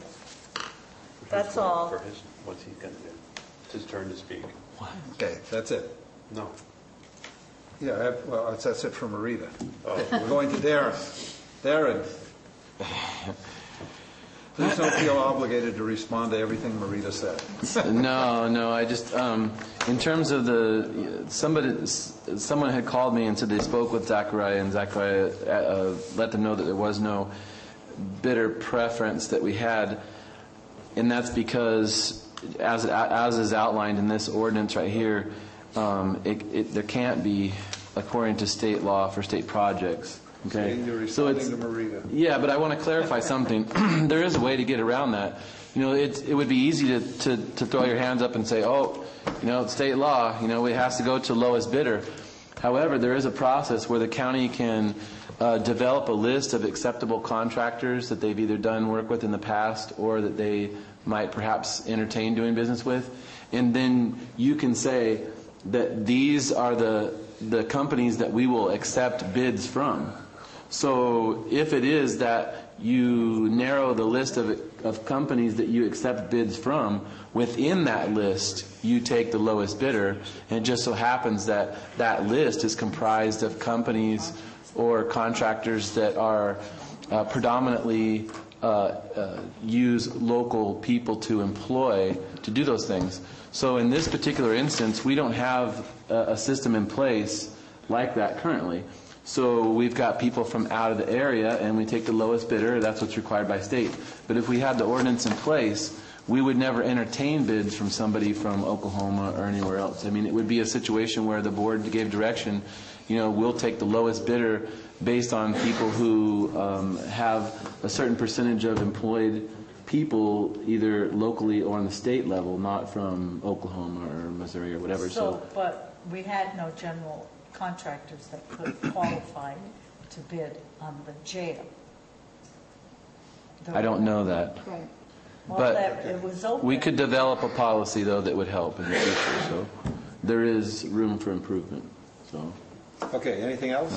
In terms of correspondence, tomorrow night, I mentioned earlier, tomorrow night there will be an unmet transit needs meeting taking place at the Rancho Calaveras Property Owners Clubhouse. That will be put on by the Calaveras County Public Works Department. I believe Jamie will be there. The Calaveras Council of Government will also be represented there because it's the transit issue which they deal with. It's come to my attention that as of the February 2011 numbers for ridership in Calaveras County, there's 4 legs of transit routes. The route that's used the most is the Valley Springs to San Andreas route. They had 991 rides. You'd be proud of them, Tom. They had almost 1,000 rides. A lot of it, I understand, are school children because the bus takes long. School bus takes longer to get to the school. Hey, as long as they're paying. It's a paid rider, right? Well, yeah, they're paying 10% of the cost. Well, that's the thing is we got to get the ridership up. So now, if it's a full bus, then maybe it's... Yeah, so the February 2011 numbers, they had 991 rides from Valley Springs to San Andreas, and there's only 2 bus stops. There's one on Daphne Street and one on Vista del Lago. There was one on Baldwin and Rancho. It got canceled because they said no one rode it. Well, no one rode it because it was nothing but a pole in the mud. Nobody knew it was there. And even if they did, they couldn't, not going to stand in the mud to catch the bus. So we're having an unmet transit needs meeting tomorrow night in Rancho. I hope a lot of people show up so that we can extend the service. I mean, the next heaviest traveled corridor was the 4 corridor coming through Marita and Tom's district. They had 880 rides in February, but they have 7 bus stops. So if the Valley Springs to San Andreas had 100 more rides, but they've only got 2 bus stops, I would say that there's probably an unmet transit need for people who live in Wallace and Burson, people who live in Rancho, Jenny Lind. We've only got 2 bus stops for 1,000 people riding it. So I would say that the need is definitely there, and I hope that people who are advocates of public transportation show up. This is also trying to address what Tom gets on his soapbox on about a lot, which is that we've even been lambasted by the grand jury report that said that at absolute minimum the state requires that at least 10% of the total bill is paid for by income from riders. Well, when the grand jury investigated it, they found that only 6% of the costs were paid by riders. So the state is subsidizing our public transit 94%. So in an effort to increase our ridership and also address the unmet needs of people who obviously are riding the bus in greater numbers in Valley Springs area, we're having this meeting tomorrow night, and hopefully we will get some more bus stops down there that will increase those numbers to help us for paid for paid riders. So that's tomorrow night. Thursday night, I will be in Copperopolis at the Black Creek Homeowners Association structure there on Black Creek and Copper Cove Drive. I'll be holding a town hall. This is the first of what will be many on a biannual basis that I committed to during the campaign to hold town hall meetings in the spring and also in the fall during the weather. When the weather's nice, people can come out. And it's in the evening, so people that work 9 to 5 can still make it after they've eaten dinner and fed their kids and all that kind of stuff. So Thursday night in Copper from 7 to 9, I believe it is, at the Black Creek HOA. Friday night, there will be a repeat performance at the Rancho Clubhouse at 26 in Baldwin. And that's going to be from 6 to 9. The official meeting is 7 to 9, but I think from 6 to 7 they give a little time for people to twist my arms, before the official. I'll be there to twist your arm. Before the official. We can do that. Before the official beatings take place. I'll be there for that too. Just make sure you bring your gloves. No bare knuckles, please. Let's see what else we have here. I guess that can conclude it for now, but okay. In the interest of time. I want to bring up that Marita passed me a note, and I want you to look at the font size. I can read that from right here. But I came prepared. I had my glasses, and I brought the magnifying glass so I could read it. So we can save $50,000 on our legal fees, printing. You discriminating on age people, that's all. Okay, then I will come to myself. I have nothing to report to the board, but don't forget we're not meeting next Tuesday, although I think the three of you should be here to see if I show up. I have one other thing to bring up. Go ahead.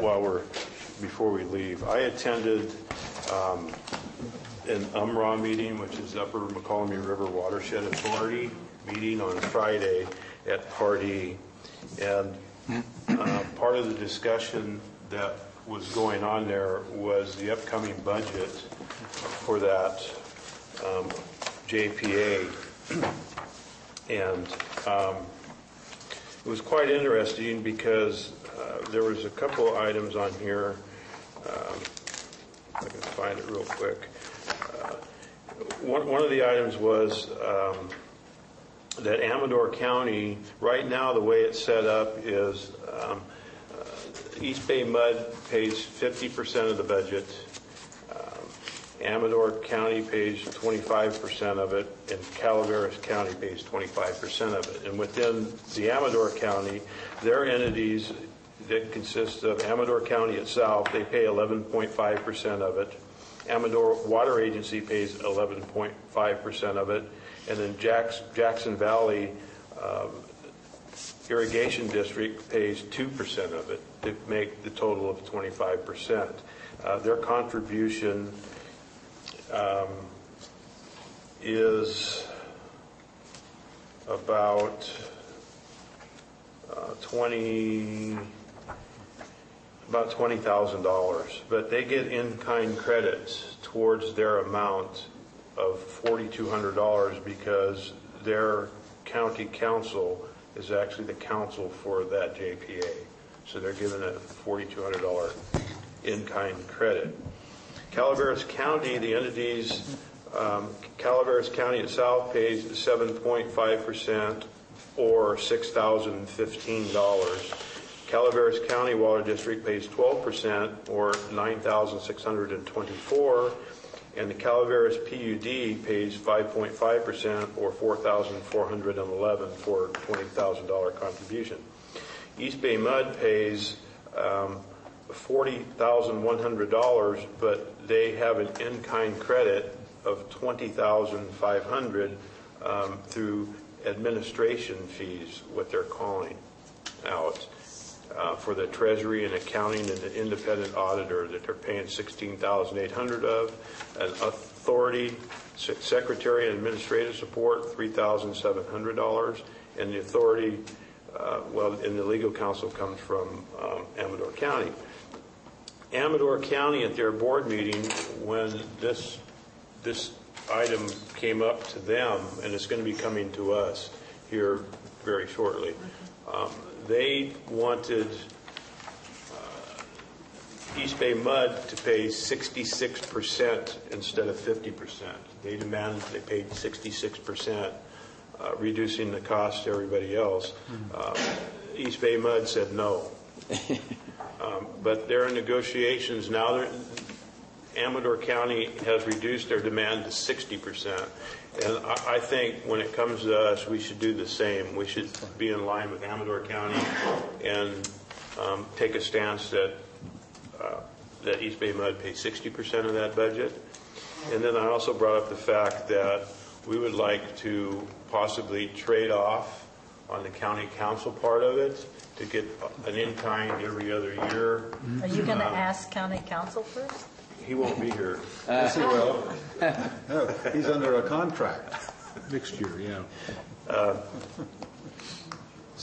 So we could get the in-kind contribution reduced at least, and we can talk about it when it comes before us, but there's a lot of in-kind services that are being given that we're not being in the same ballpark with everybody else. So I thought I'd bring that up. Thank you. You're welcome. Jim, do you have anything for the board today? No, sir, I do not. Oh, look at that, Jim. He's right on top of things. Jeannie, do you have anything for the board today?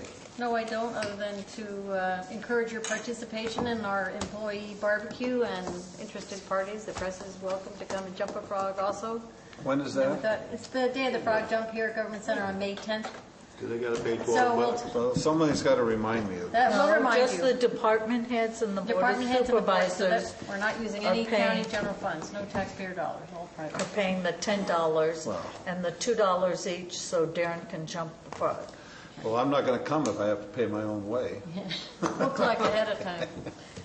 Okay, anything else? Here, our speaker for this afternoon has to leave no later than 3, so we'll be coming back here by 2. no later than 2. How long is it going to take, Betsy? I think we planned an hour. An hour? Okay, well, we'll do an hour. 2 o'clock. Okay, is that all right with the board? 2 o'clock, Brianna, you got to be Okay, here. wait a minute. Before we shut everything down, we haven't heard from the board clerk. Board clerk. With a haircut. How are you today? So, do you have anything to report to the board? Do you want to tell us what a wonderful group we are to work for or something along those lines? Okay, we're adjourned. Let's see, we're adjourned, right? It's a study session. study session at We're adjourned. We'll reconvene in a study session at 2 p.m. Thank you.